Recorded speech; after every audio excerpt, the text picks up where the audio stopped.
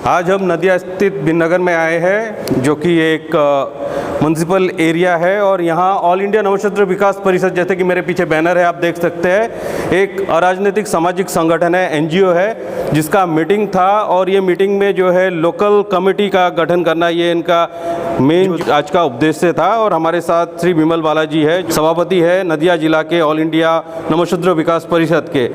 আচ্ছা, আপনার এই যে মিটিংটা আজকে আপনি ডেকেছেন, আমরা সবাই আপনারা এখানে একত্রিত হয়েছেন, এর সম্বন্ধে আপনি কিছু বক্তব্য, আপনার কি বক্তব্য? আজকে এই বীরনগরে আমরা নবশূদ্র বিকাশ পরিষদের বিকাশ ঘটাতে এসে এখানকার নবশূদ্র পরিবারের যেভাবে মহিলারা এবং পুরুষ মানুষ যেভাবে উপস্থিত হয়েছে, এতে আমরা খুবই গর্বিত এবং আনন্দিত। আগামী দিনে আরও উৎসাহিত হয়ে আরও লোক আসবেন। আমরা আমাদের সংগ্রাম চালিয়ে যাব এবং আমাদের মৌলিক অধিকার কী করে ফিরে পেতে হয় সে ধরনের আমাদের নেতৃত্বদের নিয়ে আমরা আলোচনা করব, এটাই আমাদের উদ্দেশ্য। जैसे कि इन्होंने बताया कि आने वाले समय में राज्य के हर जिला में, हर ब्लॉक में संगठन को ये कैसे ले जाए आगे, ये इनका सब मिलके आपस में ये लोग चलेंगे। और जिससे कि इनके जो जाति के लोग जिनको सालों से शोषित किया गया है, उनका उत्थान हो, एजुकेशनल जो है लाइट आए और लोग आगे डेवलप्ड हो, वही इनका बोल सकते हैं ऑब्जेक्ट है, जिसको मद्देनज़र रखते हुए कंधे से कंधा मिला के इनके जो नेता है, इनके जो टॉप लीडरशिप है, यहाँ हम देख सकते हैं कि स्टेट लीडरशिप है, जिला के लीडरशिप है, इवन लोकल लीडरशिप हमारे साथ है। वो सब एकबद्ध होके समाज के उन्नयन के लिए, समाज के उत्थान के लिए काम करेंगे। इस बीच हम देख सकते हैं कि हमारे बीच में टॉप लीडरशिप है श्री असीम जी। असीम दा, आज के मीटिंगের সম্বন্ধে আপনি একটু সংক্ষেপে, খুব সংক্ষেপে বলবেন। আজকে এই অল ইন্ডিয়া নবশূদ্র বিকাশ পরিষদের যে মিটিং আমরা এখানে ডেকেছিলাম, আমাদের এই প্রথম পদার্পণ বীরনগর অল ইন্ডিয়া নবশূদ্র বিকাশ পরিষদ নিয়ে। কিন্তু আমরা এখানে খুব অবাক হয়ে গেছি যে এই অল্প সময়ের মধ্যে বীরনগরের মানুষ, আমাদের নবশূদ্র সম্প্রদায়ের আমাদের তারা এত সুন্দরভাবে সাড়া দিয়েছে। আমাদের এই সংগঠন করতে গিয়ে এত সুন্দর আমরা সাড়া করতে খুব কম পেয়েছি। তাই বীরনগরের অধিবাসী যারা আছেন, এই পৌরসভার মধ্যে যারা বসবাস করেন, তারা তাদের স্বজাতির একটা সংগঠন তাদের কাছে এসেছে, তাদের দ্বার প্রান্তে এসেছে। তাই সেটা শুনে তারা প্রচণ্ড উৎসাহী হয়ে আজকে এই হলটাকে পুরো ভরে দিয়েছিল। এই জন্যে আমরা আশা করছি আগামী দিনে আমরা পশ্চিমবাংলার সমস্ত জেলায় আমরা আমাদের এই সংগঠনকে বিস্তার লাভ করাবো এবং আমরা অলরেডি প্রায় 15টা জেলায় আমরা পৌঁছে গেছি।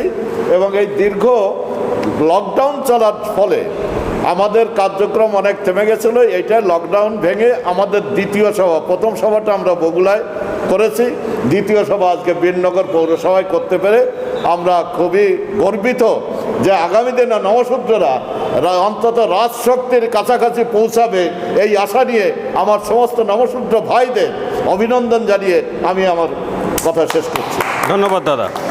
जैसे कि इन्होंने काफ़ी अपने बताया कि किस तरह वो 15 जिला में पहुंच चुके हैं और काफ़ी जल्दी इनका एक टारगेट है, कंबाइंड टारगेट है कि राज्य के हर जिला में नवशूद्र विकास परिषद का ऑफिस हो और जहां वो कंधा से कंधा मिला के काम कर सके। हमारे साथ दीपंकर सरकार जी है, जिनके अध्यक्षता में आज ये मीटिंग हुआ है। जो मीटिंग सक्सेसफुल मीटिंग आप देख सकते हैं वो किया गया है। दीपंकर बाबू, आजकल मीटिंग के संबंधे संपर्के একটু বলবেন, শর্ট একদম। সংক্ষেপে বলতে গেলে আমি আমার বীরনগরের সমস্ত নবশূদ্র সম্প্রদায়ের যে মানুষগুলো এখানে অল্প শর্ট টাইমের মধ্যে এসে উপস্থিত হয়েছেন, তাদের সকলকে ধন্যবাদ জানাই। আর আমাদের যারা পদাধিকারী বা বিভিন্ন জায়গা থেকে এসছেন, তাদেরকে সকলকে আমি নমস্কার জানাই। আপনারা সহযোগিতা করুন সকলে। আমার যারা উপস্থিত হয়ে এটা শুনতে চেয়েছেন বা শুনেছেন আর যারা বলেছেন, সকলকে আমার ধন্যবাদ জানিয়ে আমি শেষ করি। धन्यवाद दादा। जैसे कि आप देख सकते हैं कि इनका एक ही कहना है कि हमें जल्द से जल्द राज्य के हर जिला में पहुंचना हो। और एक इनका अगर हम इनसे पूछे, नॉन गवर्नमेंट ऑर्गेनाइजेशन है, एनजीओ है, उसके बावजूद कहीं ना कहीं अगर अपने जाति का, अपने जात भाइयों का अगर इन्हें उत्थान करना है, उन्नयन करना है, कहीं ना कहीं इन्हें जो है राजनीतिक शक्ति की ज़रूरत है। और ये आने वाले जो 2021 का जो चुनाव है उसको ये नवशूद्र विकास परिषद मद्देनज़र रखते हुए काफ़ी आगे बढ़ रहे हैं, जिससे वो लोग सही मायने से राजनीतिक जो है शक्ति और राजनीतिक शक्ति का लाभ उठा के अपने जाति को आगे ये उन्नयन की तरफ ले जा सके। कैमरामैन शांतो के साथ मैं दीपक रॉय, दिल्ली क्राइम प्रेस। धन्यवाद। আমাদের বিনগরে আজকে এই আমাদের নমশূদ্র সম্প্রদায়ের প্রথম কোনো মিটিং আমরা অ্যারেঞ্জ করেছি, আর তাতে আপনারা সবাই এসেছেন, এর জন্য অনেক অনেক ধন্যবাদ। নমস্কার। তো আজকে এই মিটিংয়ে যারা প্রেজেন্ট হয়েছেন, আমাদের নদিয়া ডিস্ট্রিক্টের যিনি সভাপতি আছেন তিনি বিমল বাবু বা বিমল বালা। নমস্কার। তারপরে আছেন আমাদের আদিত্য কুমার সরকার মহাশয়। তারপর আমাদের খুব কাছে এবং এই মিটিং এর জন্য যার অনুপ্রেরণা এবং যার জন্য আমরা অনেকটাই আশাবাদী হয়ে এই জায়গাতে মিলিত হয়েছি, তিনি হলেন দীপক বাবু।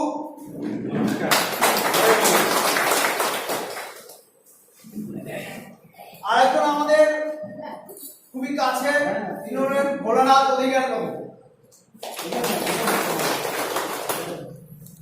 রীতা অধিকারী মহাশয়া।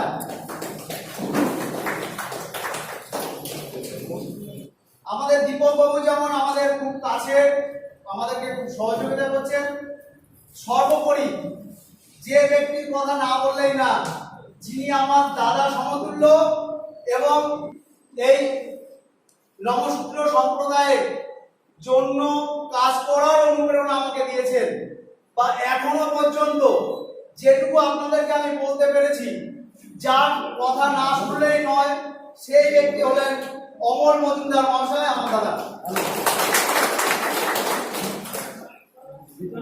এরপরে নিরঞ্জন বিশ্বাস মহাশয়, রিপন বিশ্বাস মহাশয়। এরপরে যার সঙ্গে আপনাদের পরিচয় করাবো, তিনি রাজ্য সহ সভাপতি, সে ব্যক্তি হলেন অসীম বিশ্বাস মহাশয়। তারপরে বিধান বিশ্বাস মহাশয়। আচ্ছা, বিধান মন্ডল মহাশয় আপনাদের সঙ্গে পরিচিত হচ্ছেন।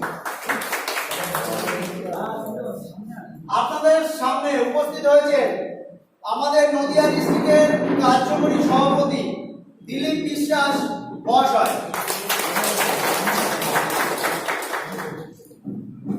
আর একজন ব্যক্তি, যে ব্যক্তি নদিয়া ডিস্ট্রিক্টটা খুব ভালো করে পরিচালনা করেছেন, সেই ব্যক্তিকে আমরা আপনাদের সামনে পরিচয় করাচ্ছি, আমাদের নদিয়া ডিস্ট্রিক্টের প্রাক্তন সভাপতি দুলাল বিশ্বাস। দুলাল বিশ্বাস মহাশয়। আমি আমাদের রাজ্য সহসভাপতি অসীম বিশ্বাস মহাশয়কে আপনাদের সামনে কিছু বলার জন্য অনুরোধ করছি। শুরুতে আজকের এই সভার যিনি সভাপতি, তিনি আমাদের জেলা সভাপতি মাননীয় বিমল বালা মহাশয়।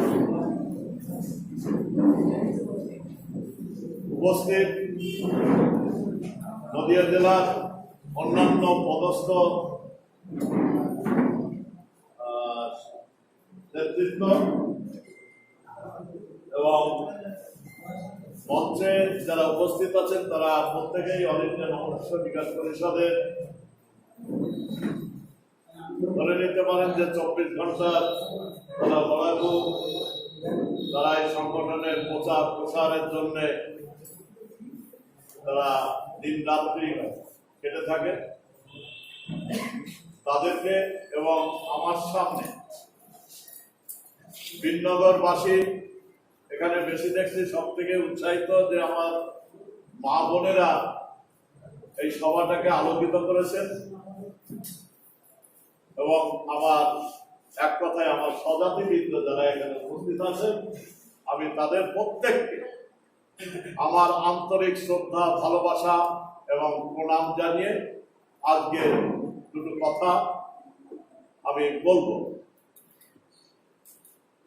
এটা আমার একটু পরে বললেই হয়ে যেত, কিন্তু ঘটনা হচ্ছে যে যেহেতু আমরা প্রথম আপনাদের মধ্যে সাংগঠনিক আলোচনার জন্য আমরা এসেছি, আমাদের সংগঠনের কি বিষয়ে কোন কোন বিষয়ের উপর আমরা আলোচনা করে থাকি সেগুলো যদি আপনাদের একটু প্রথম থেকে আমরা ভালোভাবে জানাতে পারি, তাহলে পরবর্তীতে আপনারা যারা এখান থেকে এইখানে কথা বলতে পারবেন, কথা বলার সুযোগ পাবেন, আপনাদেরও সুযোগ দেবেন। তখন আপনারা সেই সাংগঠনিক দিকটা আপনারা যখনই আপনাদের জানা হবে তখনই আপনারা সেই বিষয়ের উপর কথাবার্তা বলতে পারবেন। এই জন্যে আমাদের এই সংগঠনটা কি, আমাদের সংগঠনের নামকরণ হয়েছে অল ইন্ডিয়া নমশূদ্র বিকাশ পরিষদ। 2012 সালে এই সংগঠনের সৃষ্টি হয়েছে উত্তরবঙ্গের আপনার জলপাইগুড়ি জেলার থেকে, জলপাইগুড়ি শিলিগুড়ি অঞ্চল থেকে এই সংগঠনের উৎপত্তি হয়েছে। তার কারণ তখন ওখানকার এমন একটা পরিস্থিতি চলছিল যে ওখানকার দুটো এসসি সম্প্রদায়, প্রথম সম্প্রদায়টা ওখানকার সংখ্যাগরিষ্ঠ সম্প্রদায়, সেটা হচ্ছে রাজবংশী সম্প্রদায়, তারা এসসি। আমাদের এই সমস্ত অঞ্চলে বহু রাজবংশীরা বাস করেন, তারা যখন এসসি, আমরা নমশূদ্ররাও আমরা এসসি, অর্থাৎ শিডিউল কাস্ট, আমরা তপশিলি সম্প্রদায় ভুক্ত দুটোই। কিন্তু ওখানকার রাজবংশীরা তারা মনে করে নমশূদ্ররা ভেসে আসা, উড়ে আসা একটা বেনজল, তা ওরা বোধহয় এসে আমাদের সমস্ত কিছু গ্রাস করে ফেলছে, তাই নমশূদ্রদের এখানে সুস্থভাবে বসবাস করতে দেওয়া হবে না। তার জন্য ওরা বিভিন্ন ধরনের অত্যাচার নির্যাতন শুরু করে। আমি সংক্ষেপে বলবো এটা। তাই সেখানে যখন দেখলো যে নমশূদ্ররা আমাদের অস্তিত্ব নষ্ট, ওরা আমাদের অস্তিত্ব নষ্ট করে দেবে, সেখানে নমশূদ্ররা আস্তে আস্তে চিন্তা করলেন যে আমরা যদি একত্রিত না হই, আমরা যদি একসঙ্গে না চলি, তাহলে হয়তো যেমন আমরা বাংলাদেশ কিংবা পূর্ব পাকিস্তান ছেড়ে আসতে বাধ্য হয়েছি, এই উত্তরবঙ্গ ছেড়েও আমাদের এখান থেকে চলে যেতে হবে। অতএব আমরা কতবার ভিটা ছাড়া হবো, তাই ভিটা ছাড়া যাতে না হয় তার জন্য আমাদের সংগঠন প্রয়োজন। সেই সংগঠন তৈরি করার পরে তারা যে সমস্ত সরকারি দপ্তরগুলোতে যেভাবে হানা দিয়েছিলেন সাংগঠনিক ভাবে, সেখানে আস্তে আস্তে সেই রাজবংশীরা যে অত্যাচারের যে মনোভাবটা নিয়েছিলেন সেটা তাদের আপাতত তখন একটা সক্ষ ভাব এসে গেছে এবং ওখানে সুন্দরভাবে এখন তারা সবাই সহাবস্থান করছে। তাহলে আমাদের এখানে তো মনে হয় সেরকম কিছু একটা আমরা পাচ্ছি না যে একটা সম্প্রদায় আর একটা সম্প্রদায়ের উপরে আমরা কেউ আক্রোশ করছি, কেউ আক্রমণ হচ্ছে। কিন্তু ঘটনা হচ্ছে যে নমশূদ্র সম্প্রদায়টাকে একসঙ্গে থাকতে হবে। তার কারণ আমাদের যে জনসংখ্যাটা, এই জনসংখ্যাটা যদি আপনারা জানতে পারেন, আপনারা হয়তো জানেন জনসংখ্যা আমাদের প্রায় পশ্চিমবাংলায় বসবাসকারী নমশূদ্রের সংখ্যা প্রায় 3 কোটির কাছাকাছি। তাহলে 3 কোটি জনসংখ্যা যে জাতি, সেই জাতি কেন এর দ্বারে তার দ্বারে সকাল থেকে উঠে আমার রেশন কার্ডটা করে দেবেন স্যার, আমার অমুকটা করে দেবেন স্যার, কেন এই বিক্ষোভ করতে যাবে? যদি আপনারা একসঙ্গে থাকেন, যদি আপনারা সংঘবদ্ধ থাকেন, যদি আপনারা এক পথে চলেন, তাহলে ওই যারা রেশন কার্ড, ভোটার কার্ড ইত্যাদি ইত্যাদি দেয়, তারা কিন্তু আপনাদের বাড়ি আসতে বাধ্য হবে। কিন্তু এই মানে ওই স্রোতটাকে, আমরা যে স্রোতটাকে ধরে রেখেছি তাদের বাড়ি গিয়ে আমরা সকালবেলায় লাইন দিচ্ছি, এই স্রোতটাকে যদি পাল্টাতে হয়, উল্টো স্রোত আনতে হবে। উল্টো স্রোত যদি পাল্টাতে হয় তাহলে কি করতে হবে? আমাদের সংঘবদ্ধ হতে হবে। আমরা যাবো না, তারা। আমরা এই জায়গাটায় পৌঁছাতে চাচ্ছি আমাদের এই জাতিটাকে নিয়ে। এই জন্যে আমরা এই সারা বাংলায় নমশূদ্র বিকাশ পরিষদ, সারা বাংলায় বিভিন্ন গ্রামে গঞ্জে শহরে, বিশেষ করে আমাদের নজর রয়েছে গ্রামের মানুষরা। শহরের মানুষ তারা একটা পদ্ধতিতে আছে, সেখানে তাদের যারা শহরে বাস করে তাদের অধিকাংশ নবসূত্রদের পয়সাওয়ালা, কিন্তু গ্রামে গঞ্জে যাদের দিন আনে দিন খায়, হয়তো একদিন খেলো আর একদিন খেলো না, এরকম একটা পরিস্থিতি, এই সমস্ত দুর্বল মানুষগুলো এদের সাহারা কে দেবে? এদের সাহারা আপনারা দেবেন। এই নবসূত্র সম্প্রদায় যদি একত্রিত হয় তাহলে ওদেরও সাহারা তৈরি হয়ে যাবে। এই জন্যে আমরা এই সংগঠনটাকে চাইছি যে প্রতিটা ঘরে ঘরে যেন আমাদের এই সংগঠনের পৌঁছাতে পারে এবং ঐক্যমত গ্রহণ করে আমরা একসঙ্গে চলতে পারি। এবার বলি যে আমাদের এই সংগঠনটা কিসের সংগঠন? এই সংগঠনটা কিন্তু জন্মলগ্ন থেকে একটা অরাজনৈতিক সংগঠন। আজকে এখানে অনেক মানুষ আপনারা এসেছেন, আমরা এই সংগঠন করতে গিয়ে এত মানুষ একসঙ্গে আমরা পাই না, তার বিভিন্ন রাজ্যে উপহার দিয়েছে। এটা খুব খুশির ব্যাপার যে আপনারা প্রথম দিনে এত মানুষ একসঙ্গে উপস্থিত হয়েছে। আমরা সংগঠন করতে গিয়ে এমন জায়গায় পেয়েছি যে আমরা 7-8 জন লোক সেখানে পৌঁছেছি, গিয়ে দেখছি সেখানে মাত্র যারা শুনবেন আমাদের কথা, যাদের সঙ্গে আমরা আলোচনা করতে গিয়েছি, সেখানে গিয়ে দেখছি মাত্র 3 জন মানুষ বসে আছে। আমরা ঘন্টা 1-1.5 ঘন্টা অপেক্ষা করার পরও 3 থেকে 4 হলো না, কিন্তু আমরা সেদিন হতাশায় ভুগিনি যে মাত্র আমরা 7-8 জন লোক এলাম, মাত্র 3 জন লোক হলো, ওখানে তাদের সঙ্গে আলোচনা করতে হবে। এটা কিন্তু আমরা মোটেই হতাশা হয়নি। কেন হয়নি? যে সেখানে আমরা এই বললাম, যুক্তি করলাম যে আমরা 8 জন আছি, এরা আছে 3 জন, 8 দিনে 11 জন এক জায়গায় বসে অনেকক্ষণ কথা বলা যায়, অনেক কিছু আলোচনা করা যায়। তা আমরা সেইভাবে শুরু করলাম। আজকে সেই এলাকায় যদি আমরা এই সংগঠনের কোনো প্রোগ্রামে ডাক দিই, তারা 1-150 মানুষ আমি অনায়াসে বেরিয়ে চলে আসতে পারি। অথবা আমাদের হতাশা হওয়ার কোনো কারণ নেই। যদি আমরা তাদের কাছে পৌঁছাতে পারি, তারা নিশ্চয়ই আমাদের সঙ্গে আসবে। তাহলে আমরা কোনো রাজনৈতিক দলের সঙ্গে কিন্তু আমরা যুক্ত না। কেউ ভুল করবেন না যে এটা কোনো রাজনৈতিক দল, ভুল করেও বলবেন না যে এটা কোনো রাজনৈতিক দল। আমাদের কোনো রাজনৈতিক দলের নিয়ন্ত্রণে আমরা নেই। আমরা যতটুকু আছি আমাদের নিয়ন্ত্রণ আমাদের নিজেদের হাতে। অতএব আপনারাই সংগঠন ভুক্ত হলে আপনারাই সংগঠনকে নিয়ন্ত্রণ করবেন, কোন রাজনৈতিক দল আমাদেরকে নিয়ন্ত্রণ করবে না এবং তাদের নিয়ন্ত্রণের মধ্যে আমরা থাকছি না। আমরা একটা স্বাধীন সংগঠন, আমাদের স্বাধীনতা নিয়ে এই সংগঠনটা আমাদের রাখতে হবে। এখানে কোন রাজনৈতিক আলোচনা, কোন বক্তার আলোচনার মধ্যে কোন রাজনীতির গন্ধ থাকবে না। হ্যাঁ, এমন কিছু আছে, সমস্যা আছে, যে সমস্যাগুলো আমাদের নিজস্ব সমস্যা, আমাদের জাতির সমস্যা। সেই সমস্যা আমাদের জানাতে হবে এবং জানতে হবে। সেটা জানতে গিয়ে যদি রাজনীতির কোনো অংশই ঢুকে পড়ে, তার জন্য সেটাকে কিন্তু কিছু করা যাবে না, অবজ্ঞা করা যাবে না। তার কারণ আমাদের এখানে টিকে থাকতে গেলে, আমাদের অস্তিত্ব রক্ষা করতে গেলে, আমাদের কতগুলো বিপদ আপদের আশঙ্কা আমরা ভুগি। সেই বিপদ আপদের সঙ্গে রাজনীতিটা মিশে আছে। সেই রাজনীতিকরা সেই বিপদটা আমাদের সামনে তৈরি করে ছেড়ে দিয়েছে। অর্থাৎ সেটা নিয়ে যখন আমরা আলোচনা করতে যাব, নিশ্চয় তখন সেই রাজনীতিক তাদের নাম না করে আমরা রাজনীতি শব্দটা ব্যবহার করতে পারি। আমরা তার নাম করবো না যে অমুক দল কিংবা অমুক নেতা আমাদের এই সর্বনাশটা করেছে। আমরা সার্বিকভাবে একটা কথা বলে যাব, আমাদের এই সর্বনাশটা রাজনৈতিকভাবে আমাদের উপর চাপিয়ে দেওয়া হচ্ছে, এটা আমরা বলবো। কিন্তু কোন দলের প্রশংসাও করবো না, কোন রাজনৈতিক দলের নিন্দাও আমরা করবো। আমরা একটা নিরপেক্ষ ভূমিকা নিয়ে আমাদের এই সংগঠনটা আমরা পরিচালিত করব।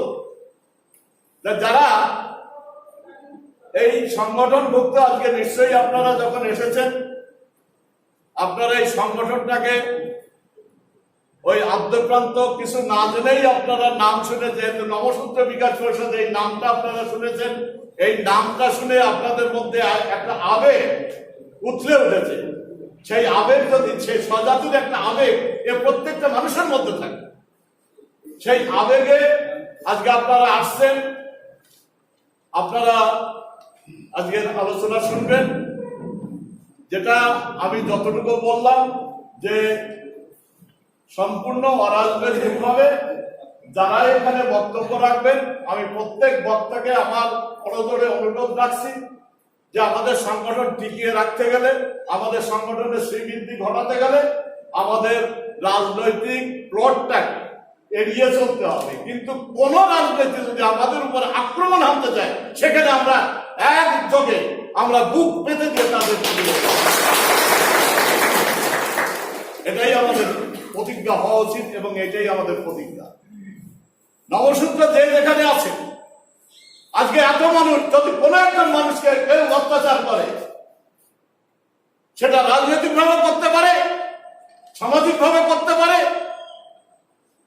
সেখানে যদি আমরা শুনতে পাই, আমরা যদি জানতে পারি যে অমুক জায়গায় আমাদের এই নবসূত্র ভাইয়ের উপরে এই অত্যাচার নেমেছে, আমরা এই সমস্ত মানুষ, এই সেখানে যা মানুষ আছে, আরো আমাদের যত মানুষ আছে, আমরা 2-4 হাজার মানুষ গিয়ে সেখানে হাজির হয়ে যাব, দেখি তাকে কিভাবে অত্যাচার করে। সেখানে যদি আমরা সুবিধা তাদেরকে থামাতে না পারি, প্রশাসনের দরজা আছে, প্রশাসনকে ঘিরে রেখে দেবো, যতক্ষণ না এটা সুরা হবে ততক্ষণ কিন্তু আমরা এখান থেকে নড়ব না। এইভাবে আসুন, লড়াইটা করে দেখি, দেখি নবসূত্রদের কেউ সম্মান দেয় কিনা।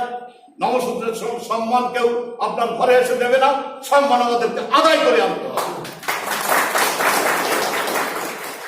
আমাদের অনেক যন্ত্রণা আছে, একটা সব থেকে বড় যন্ত্রণা আমাদের সামনে উপস্থিত হয়েছে, আমাদের নাগরিকত্ব টিকবে কি টিকবে না, এই জীবন্ত সমস্যাটা আমাদের সামনে ছুড়ে দিয়েছে।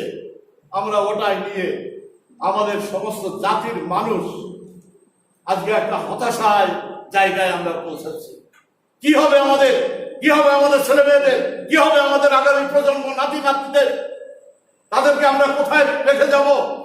আমরা কি তাদের বাসযোগ্য একটা ভূমি এখানে দিয়ে যেতে পারবো, নাকি তাদেরকে এই অথৈ সাগরে আমরা ফেলে দিয়ে যাব? এগুলো আমাদের ভাবতে হবে। আমাদেরকে ভাবাচ্ছে, আমরা ভাবিনি কোনোদিন, কিন্তু আজকে আমাদের ভাবতে হবে। তাই এই সমস্ত জায়গায় প্রতিরোধ করতে এবং আমাদের এই অস্তিত্ব টিকিয়ে রাখতে, এই ভারতের মাটিতে আমাদের দেশ, আমাদের কত 700 থেকে 800 বছরের পুরনো 14 পুরুষগণের 14কে যদি আপনারা 10 গুণ করেন, 20 গুণ করেন, 700 বছরে কতগুলো পুরুষ তৈরি হয়? সেই 700 বছরের ভিটামাটি আমাদের নিঃস্বার্থে ফেলে দিয়ে আমাদের বাপ ঠাকুর দাদা সবাই এখানে খালি হাতে চলে আসছে। আজকে আমার বলছে যে তোমরা দেশের নাগরিকরাও, তাহলে আমরা কোন দেশে যাব? আমরা কি আকাশে যাব? আমাদের যে জমিটা তোমরা দিয়েছে, দিয়ে স্বাধীনতা অর্জন করেছিলে, আমাদের সেই জমিটা কোথায়? সেই জমিটা আমাদের দেখিয়ে দাও। এই দাবি আমাদের সরকারের কাছে করতে হবে।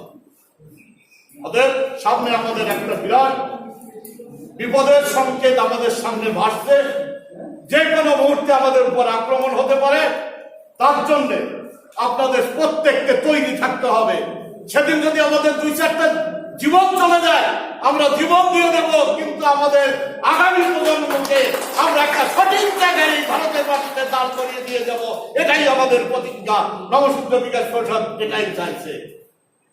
এই কথা বলে এর পরবর্তী যারা আলোচনা করবেন, আমি ছোট্ট একটু গাইডলাইন দিয়ে গেলাম। এই গাইডলাইনের উপরে আপনারা থাকবেন আশা করি, এবং এরপরে আমি আপনাদের প্রত্যেককে আবার আমার শ্রদ্ধা, ভালোবাসা, প্রণাম জানিয়ে এখনকার মতো আমি আলোচনা শেষ করছি। জয় নম। আমার সঙ্গে বলুন তো, আমাদের যে স্লোগানটা, আমরা এই স্লোগানটা দিয়ে থাকি, এবং যেটা সরকারের এখান থেকে আপনার নবান্ন কতটা দূরে? বেশি দূরে না তো, নবান্ন এখান থেকে দিল্লি আর একটু দূরে, 900 কিলোমিটার। আমরা সেই আমাদের এই স্লোগানটা সেখানে পৌঁছে দিয়েছি। আবার আমরা সেই স্লোগানটা দেব।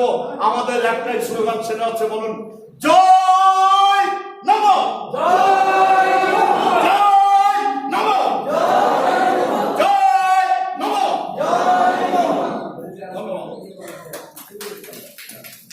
এবার আপনাদের সামনে কিছু আমাদের পথ চলার কথা, কিভাবে আমাদের চলতে হবে, কিভাবে আমাদের এই সংগঠনটাকে এগিয়ে নিয়ে যাওয়া যায়, তার সেই সমস্ত কিছু আলোচনার মাধ্যমে আপনাদের জানাবেন ভোলানাথ অধিকারী মহাশয়।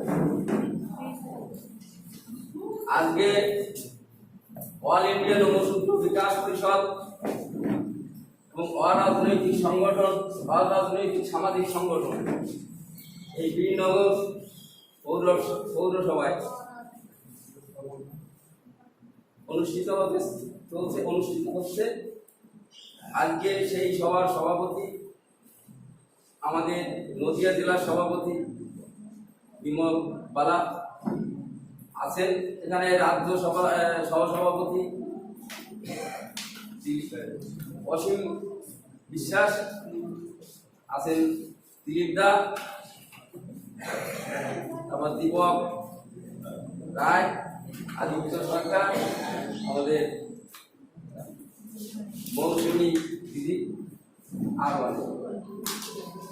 প্রত্যেককে আমার নমস্কার এবং ভালোবাসা জানিয়ে আমি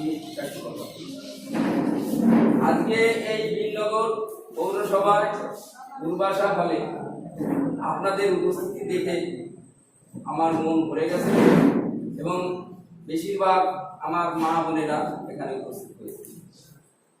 যে সংগঠনে যে কাজে মা বোনেরা এগিয়ে আসেন সেই কাজ আমাদের সাফল্য লাভ করবেই করবে, এটা দৃঢ়তার সহিত আমি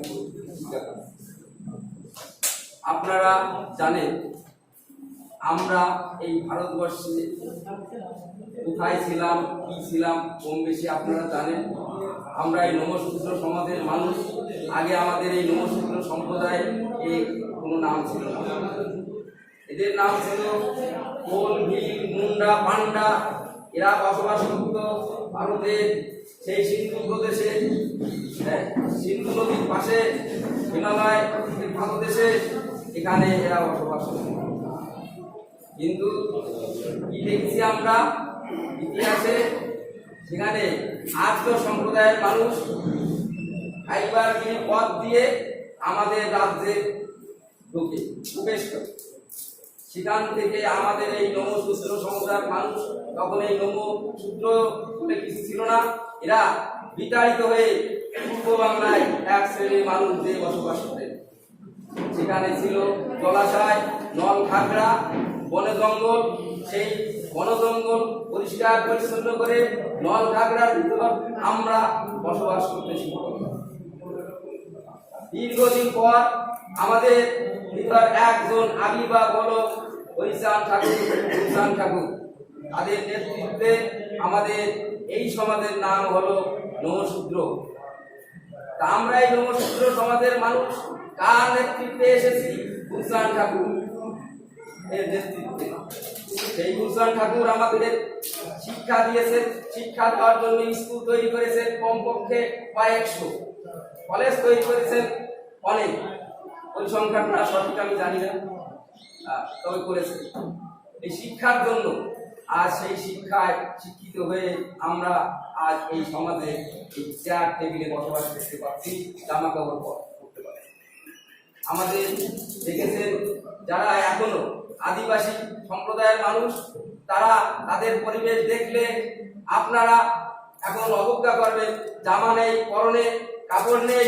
কিন্তু আমরা আজকে সমাজে শিক্ষিত হয়েছি, পড়াশোনা করেছি, আমাদের ন্যায্য অধিকার পেতে চলেছি, আমরা কেন এখন পিছিয়ে থাকবো?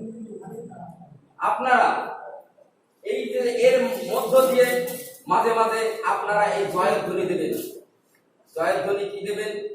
এখানে আজকে বিরাট সংকট লোক আছে, সেজন্য আমি বলছি আপনারা, আমি যে কথাগুলো বলছি আমি বলবো জয় নমো, আপনারা বলবেন জয় নমো। আমি বলবো যে আমাদের সংগ্রাম দীর্ঘদিন হোক, আপনারা বলবেন আমাদের সংগ্রাম দীর্ঘদিন হোক। লড়াই লড়াই লড়াই চাই, লড়াই করে বাঁচতে চাই, এই স্লোগানটা আপনাদের। জয় নমো, জয় নমো প্রত্যেকে বলবেন। কিন্তু আজকে একটা আন্দোলন আমাদের দেখিয়ে দিতে হবে। বীরনগরে মানুষ সবাই উত্তেজিত, মানুষ সবাই তাদের অধিকার নিতে চায়, তাই আপনারা বলেন জয় নমো, জয় নমো, জয় নমো। আমাদের সংগ্রাম চলছে, চলবে, আমাদের সংগ্রাম চলছে, চলবে।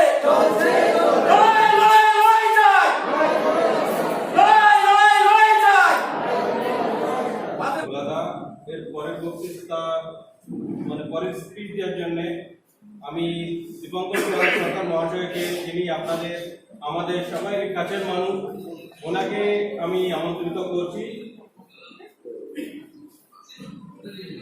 দীপঙ্কর সরকার মহাশয়। আরে যাই হোক, আমিও আপনাদের মতো শিক্ষানবিশ। কেন বলছি? আমিও এনাদের থেকে আমি শিখছি। আপনাদেরও যতটা আপনারা শুনেছেন বা শুনছেন, আমিও তাই। তবুও আমি কিছু এই মহান ব্যক্তিদের সামনে আমার বিনগরের পক্ষ থেকে আমি আমার অনেক ভাই বা বোন বা দিদি কাকিমার কাছে একটু আলোচনা করেছিলাম, একটু ঘুরছিলাম কেউ কিছু বলবেন কিনা। তো অনেকেই বলেছেন যে না, আজকে প্রথম দিন, আমরা বলতে চাইছি না, আমরা শুনতে চাইছি বা শিখতে চাইছি। কিন্তু একদম কিছু না বললে আমাদের বিনগরের পক্ষ থেকে যেন সমস্ত কিছু ফাঁকা থেকে যায়, সেই তরফ থেকে আমি কিছু বলার জন্য বা জানানোর জন্য কিছু বলছি। তো আমি প্রথমে আমাদের মঞ্চে বা আমাদের যাদেরকে দেখে বা যাদের থেকে আমরা কিছু শিখতে চাইছি, তাদেরকে সকলকে আমি আমার অন্তঃস্থল থেকে প্রণাম, ভালোবাসা সমস্ত কিছু জানিয়ে দু একটি কথা বলতে চাইছি। আজকে প্রথম শুনুন, আমরা অনেকেই যারা একটু পড়াশোনা করেছি তারা কম বেশি জানি, তবু আমি মনে করানোর জন্যই বলছি।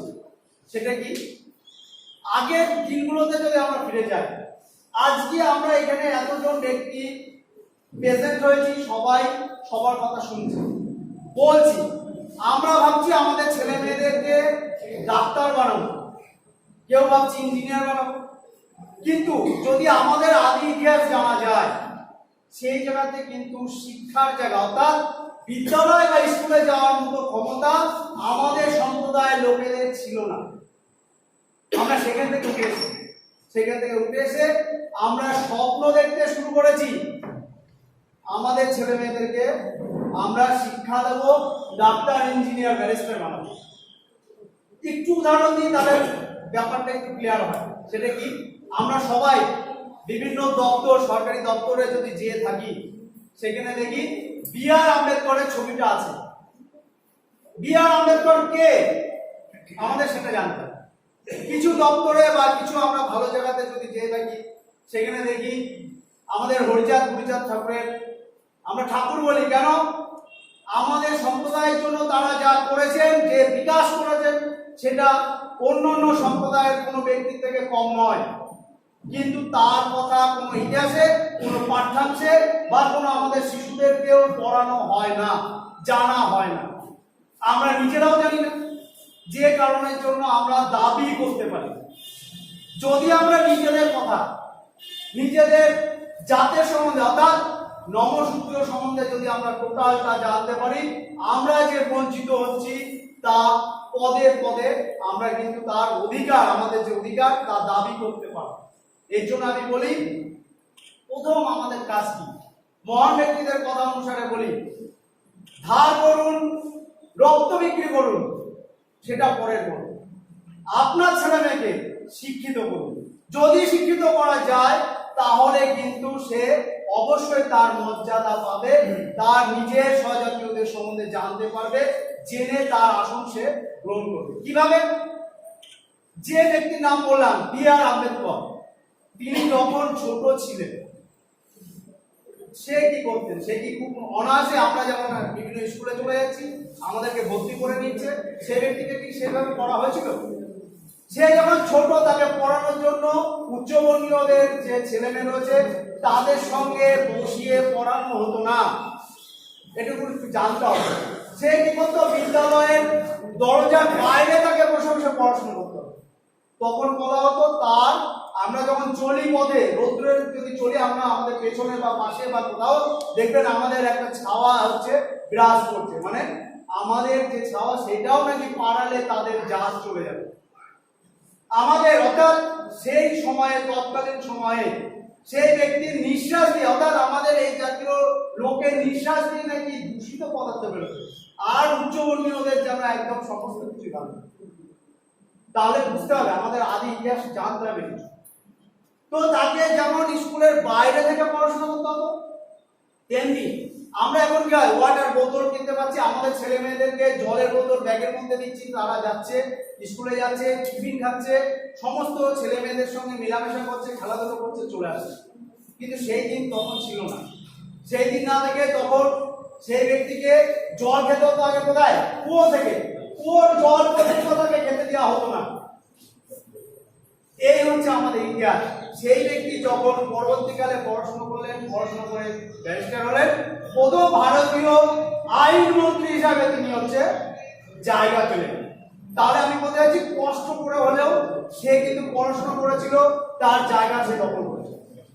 তো আমাদের পরিবার থেকে, আমাদের বংশীয়দের মধ্যে থেকে যদি কেউ পড়াশোনা করে তবে কিন্তু সেই জায়গাটা পাবে। বাধ্য হোক বা সে কিভাবে পেল, কোন সময় দেখবেন মানে কি করে লোকে মানে হচ্ছে কিছু ভয়ে, আর কিছু হচ্ছে দরকারি প্রয়োজন। সে যেভাবে হোক বি.আর. আম্বেদকরের ছবি কিন্তু বিভিন্ন সরকারি দপ্তরে তাদের রাখতে পারে। তাহলে আমি বলতে চাইছি যে আমাদের মধ্যে থেকেও বড় বড় ব্যক্তি উঠে এসেছেন, তাদের ইতিহাস জানতে হবে, তাদের ইতিহাস আমাদের ছেলে মেয়েদের মধ্যে বলতে হবে, বোঝাতে হবে। তুমি বাবু যেভাবে কষ্ট করছো তার থেকে অনেক কষ্ট করে আমাদের বংশীয়রা পড়াশোনা করে এসেছে, তোমাকেও শিক্ষিত হতে হবে, তোমাকেও ওই জায়গা দখল করতে হবে।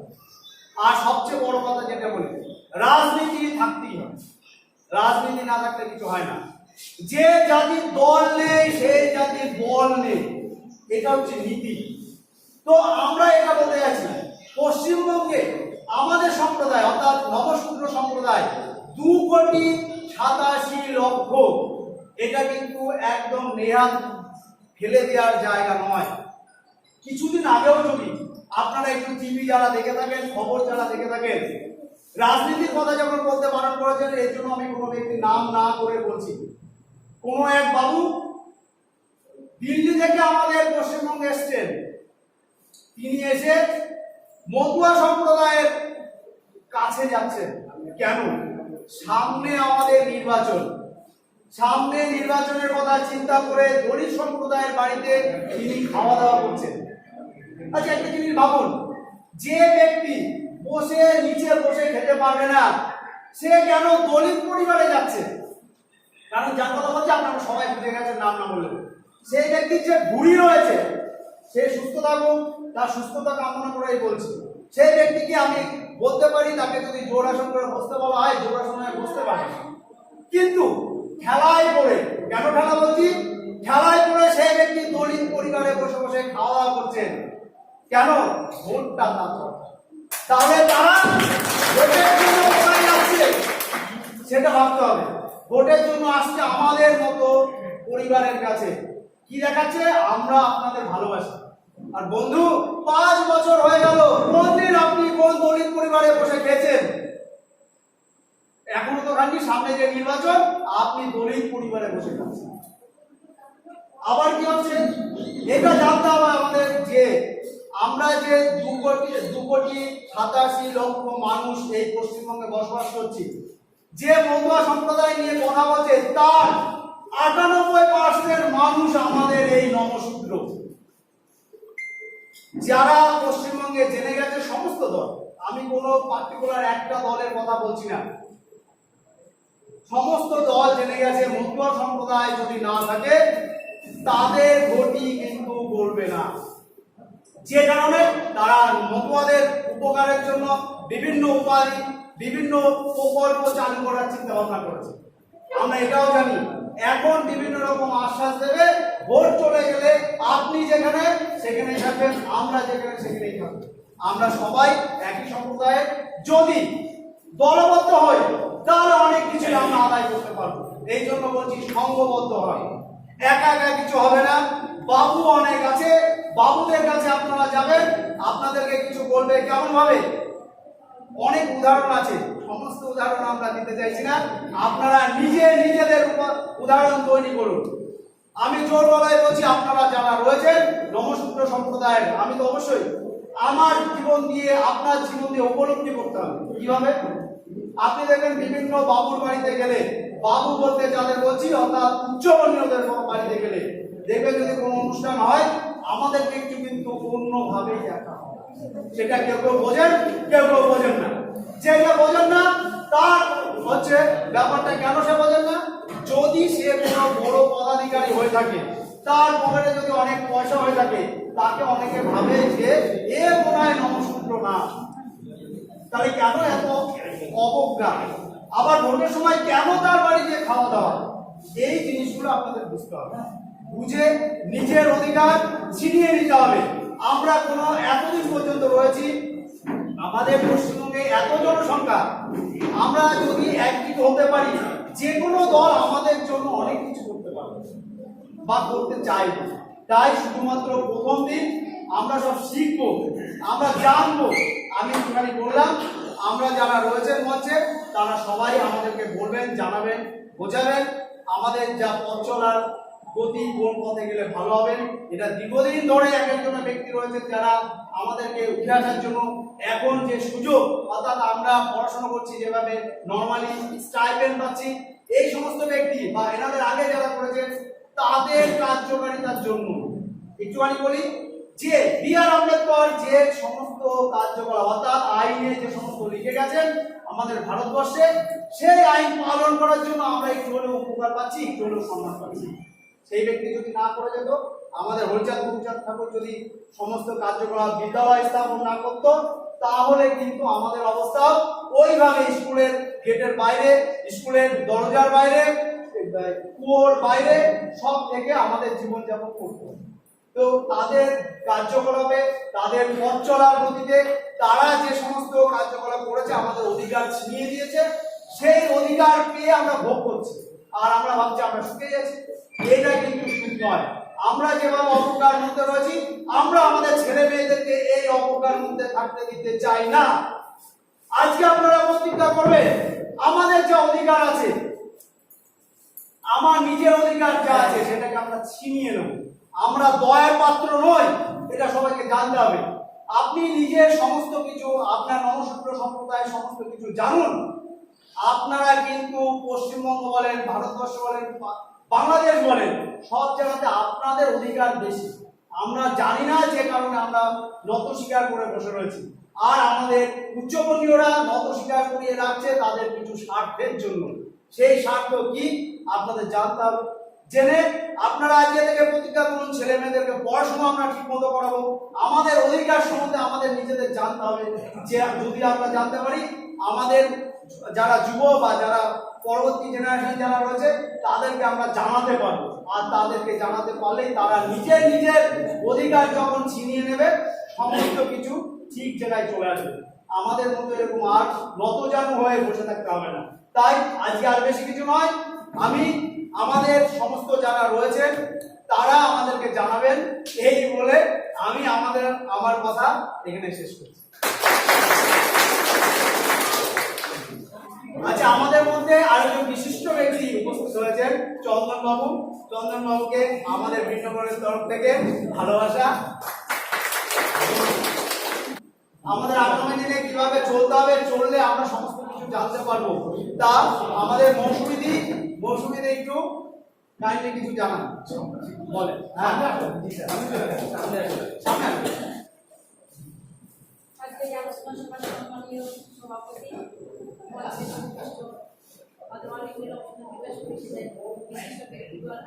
সবাইকে আমার শ্রেণীকে সম্মান। সর্বোপরি আমার সামনে আপনারা আছেন, আপনাদের আত্মচরণে আমার শ্রেণীকে সবাইকে ভালোবাসা এবং প্রণাম। এখানে সামনে খুব গর্ববোধ করলাম, যারা এই অনুষ্ঠানটা, এই আলোচনা সভাটা পরিচালনা করেছে, তাদের চরণে আমার অনেক অনেক প্রণাম।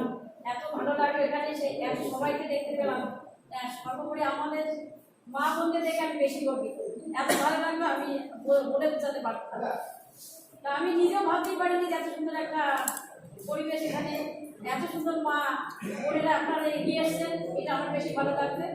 আপনাদের চরণে দুটো একটা কথা সম্মান জানিয়ে দুটো একটা কথা বলছি। আমরা এখানে কেন এসেছি সেটা তো আগে আমাদের বুঝতে হবে। আমরা এখানে কেন উপস্থিত হয়েছি? একতার জন্য তো। যে একতাটা কি, আমরা যদি যে কোনো কাজে যাই, একা আমরা সেই ছোটবেলা থেকে গিয়ে পড়েছি 10-এ লাঠি এসে 1-এ বোঝা। আপনারাও পড়েছেন, আমরা পড়েছি যে আমরা যদি একত্রিতভাবে থাকি তাহলে তো আমাদের কেউ ক্ষতি করতে পারবে না, আলাদা ভাবে ক্ষতি করতে পারবে। সেই ক্ষতি যাতে আমরা না হই সেই জন্য আমরা আজকে সবাই একত্র হয়েছি। এইভাবে যদি আমরা সংঘবদ্ধ হয়ে থাকতে পারি, পৃথিবীর কোনো শক্তি নাই যে কোনো কিছু থেকে আমাদের বঞ্চিত করতে পারে। এটা আমি আশা করি।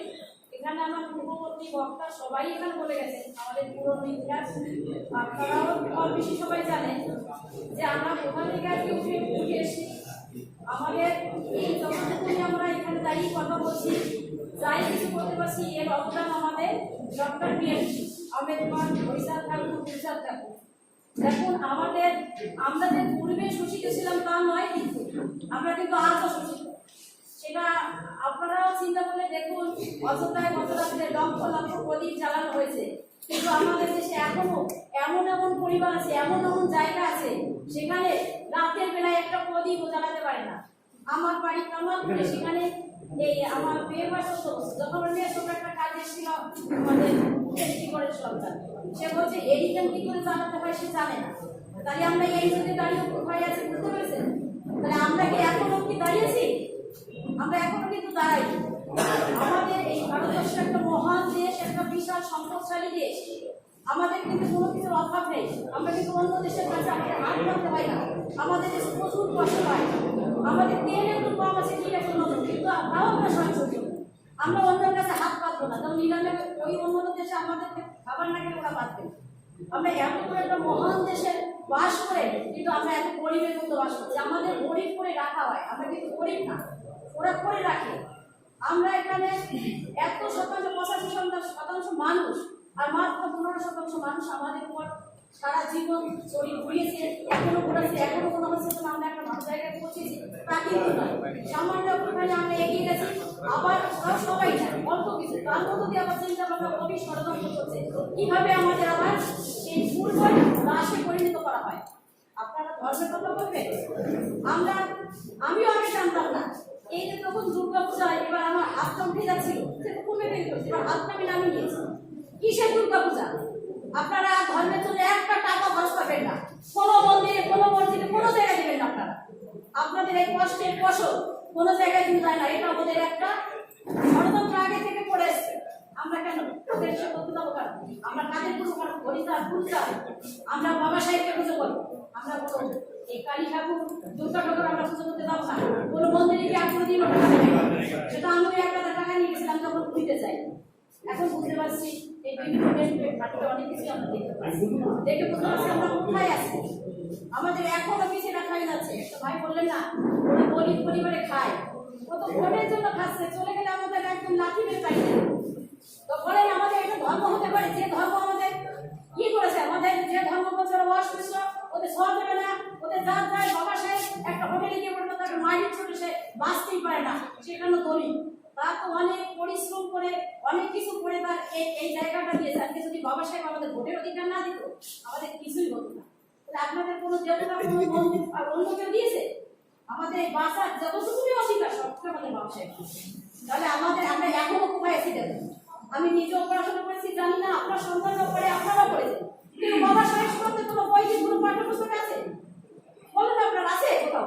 আমরা কিছু জানি না। নিজের জায়গায় যদি একটা বই আমরা পড়ে থাকি তবেই আমরা জানতে পারি, নতুবা জানতে পারি না। ওরা জানে এই বাবা সাহেবকে যদি আমরা জানি আমরা বুঝতে পারি। এখনো কিন্তু ওরা ওই মৃত্যু বাবা সাহেবকে ভয় পাচ্ছে যে ওর আদেশ শুনিয়ে এরা এগিয়ে যাবে। বাবা সাহেব আমাদের একটা চাকরি দিয়েছে, শুধু কিন্তু আমার একটা সন্তান, একটা বাড়ি হবে, একটা গাড়ি হবে তার জন্য কিন্তু দেয়নি। বাবা সাহেব দুঃখ করে গেছেন যে এই শিক্ষায় শিক্ষিত হয়ে হাজার হাজার মানুষ এরা সমাজের কাজ পাবে, এরা যখন বুঝতে পারবে তখন তারা এগিয়ে আসবে। আসার পরবর্তীতে তাহলে আমার এই অসংখ্য কাজ এরা সমাপ্ত করে দেবে। আমি চাকরি পেয়ে আমি একটা বাড়ি কিনে, একটা গাড়ি কিনে, বিয়ে করে আমি সুখে শান্তিতে থাকলাম, তার জন্য বাবা সাহেব সংরক্ষণ দেয়নি, তার জন্য বাবা সাহেব চাকরিটা আমাকে দিয়ে যায়নি। আমাকে আমার পিছনে যারা আছে সমাজকে তোলার জন্য মানুষ দিয়ে দিয়েছে। আমাদের সেগুলো বুঝতে হবে। আমরা একটুখানি যেহেতু পূর্ব থেকে দাস ছিলাম, আমাদের ভিতরে একটা রোগ কাজ করে।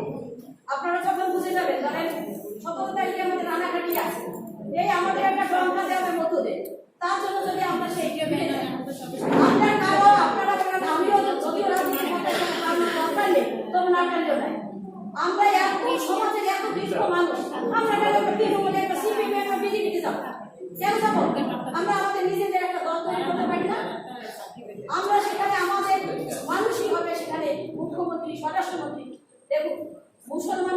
সংঘবদ্ধ, আপনারা কতটা সংঘবদ্ধ হবেন, এমন সংঘবদ্ধ হবেন আমরা যে কয়জন থাকি আমাদের যারা নেতৃত্ব আছেন তারা যা বলবেন আমরা সেইভাবে চলবো।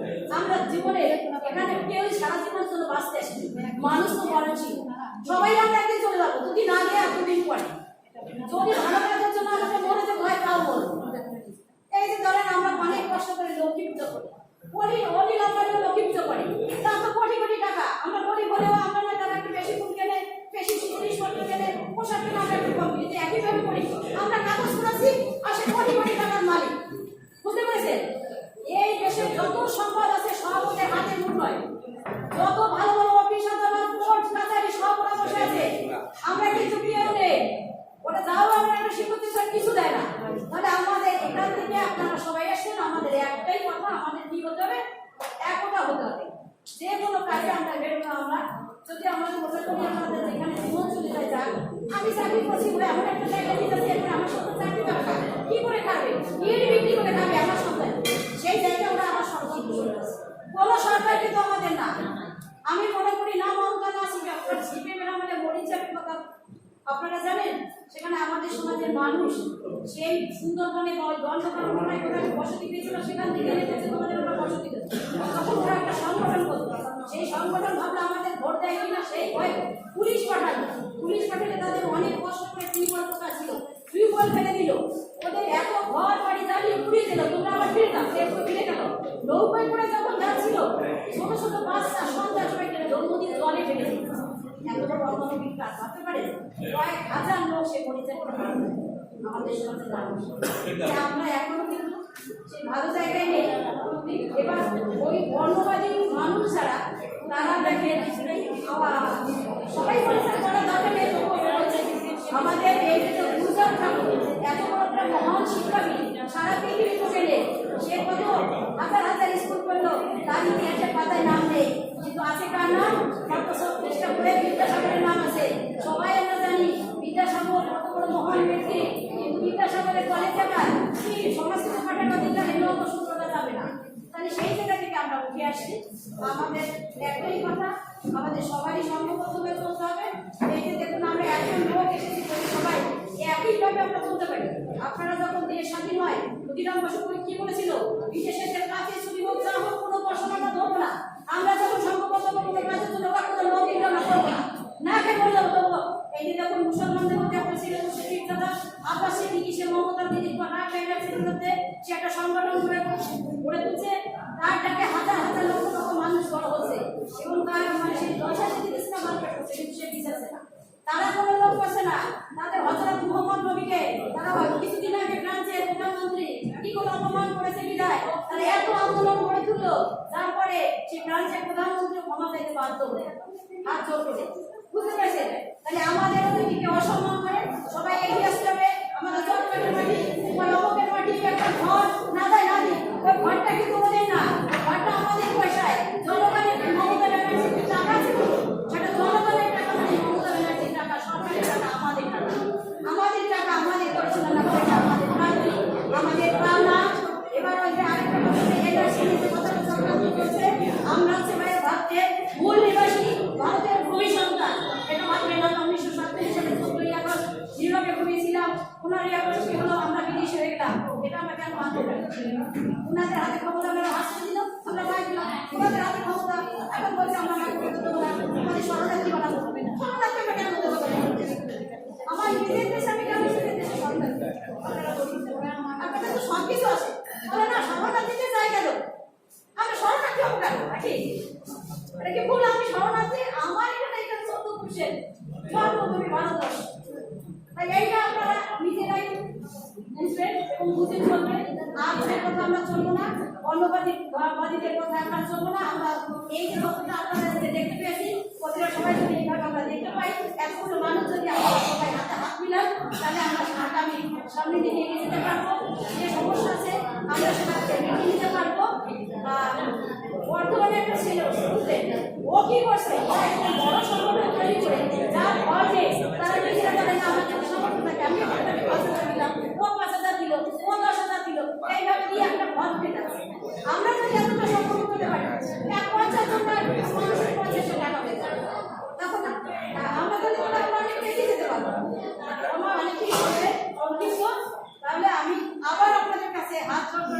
করছি আমরা কিভাবে চলবো বলে সংঘবদ্ধ হয়ে চলবো, হাতে হাত মিলিয়ে চলবো, আমাদের যাতে কেউ না ভাঙাতে পারে। বুঝতে পারছেন? আমাদের এই আবেদন, এই একটুখানি আমরা আমাদের সমাজের মানুষ উঠে জীবিকায় আজকে আমাদের এই স্পর্শটা পেয়েছি। আপনারাও আমাদের সাথে থাকুন যাতে আমরা আগামী দিনে ভালো করে চলতে পারি। তাই সবাই চলেন আমার নমস্কার জানিয়ে এবং আমি শেষ করছি। বিনগর যারা এই সবাই আলোচনা করছেন তাদের আরেকবার আমি প্রণাম জানিয়ে আমার বক্তব্য শেষ করছি।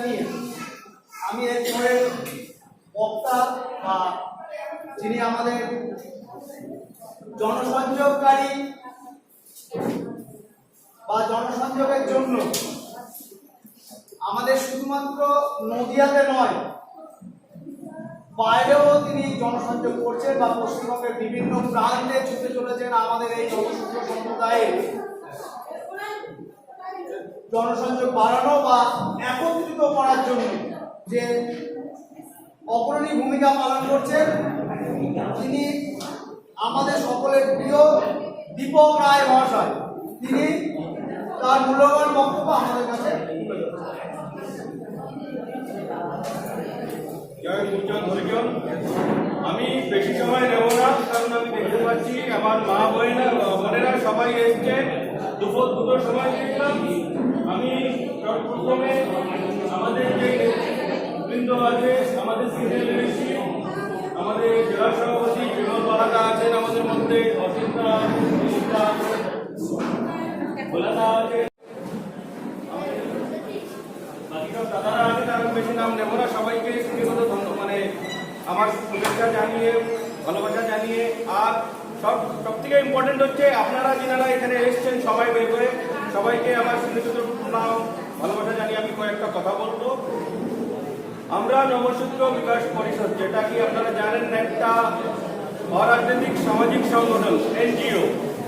আমরা 2016-তে এটা রেজিস্টার করিয়েছি, আর তারপরে আমরা দেশের প্রান্তে প্রান্তে বেরিয়েছি আমাদের সংগঠনের শ্রীবৃদ্ধি করতে, আমাদের জাত ভাইদের আপসে নিয়ে শ্রীবৃদ্ধি করার জন্য। আমি আমার যারা আগে বক্তা দিয়েছেন তিনাদের আমি কথার সাথে একমত, আর আমি কয়েকটা কথা বলবো। আজকের যে যুদ্ধটা, অনেকে বললেন আমাদের ঢাল সরকি নিয়ে বেরোতে হবে, কিন্তু আপনাদের বন্ধুরা এটা মনে রাখতে হবে আজকে আমরা সেই ঢাল সরকির যুদ্ধে নেই।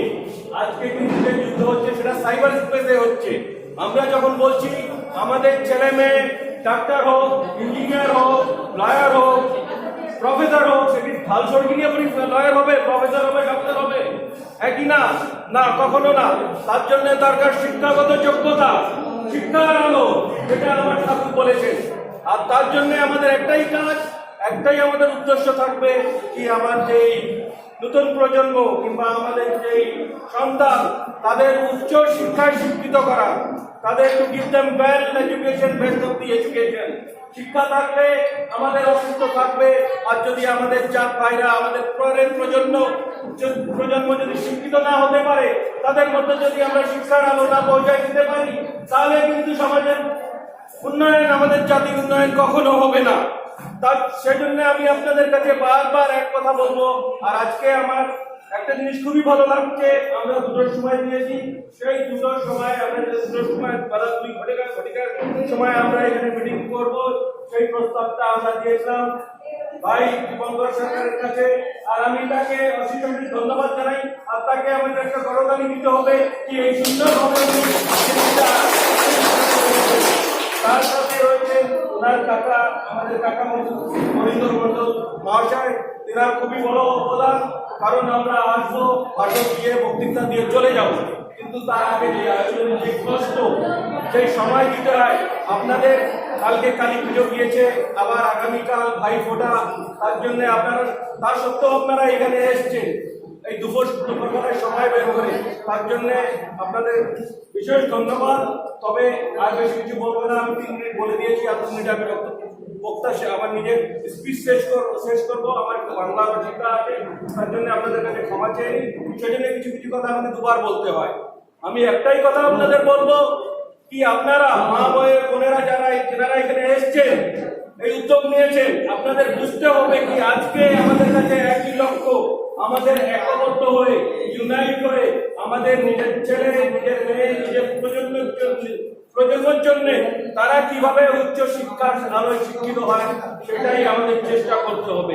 আর আমাদের যে অধিকার, যেটা আমাদের পাওনা, যেটা আমাদের বিআর আম্বেদকর আমাদের ঠাকুর পরিচয় যেটা আমাদের দিয়েছে, সেটা কিভাবে আমরা পাবো, তার জন্য আমাদের সংগঠনের শরণাগত হতে হবে।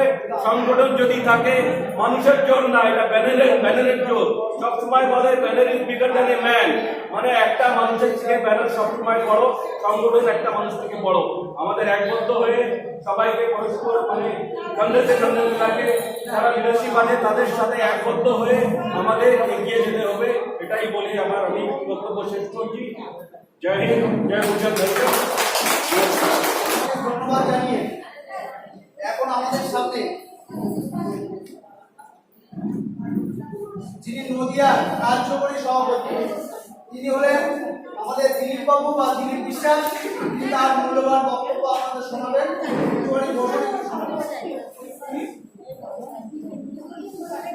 নমস্কার। উপস্থিত আজকের সভার সভাপতি এবং দূর দূরান্ত থেকে আমার সমাজের যে বন্ধু মা বোনেরা এখানে উপস্থিত হয়েছেন, প্রত্যেকের প্রতি আমার আন্তরিক অভিনন্দন, নমস্কার, ভালোবাসা জানিয়ে আমি দুটো একটা কথা বলবো আমার এই সংগঠন সম্পর্কে।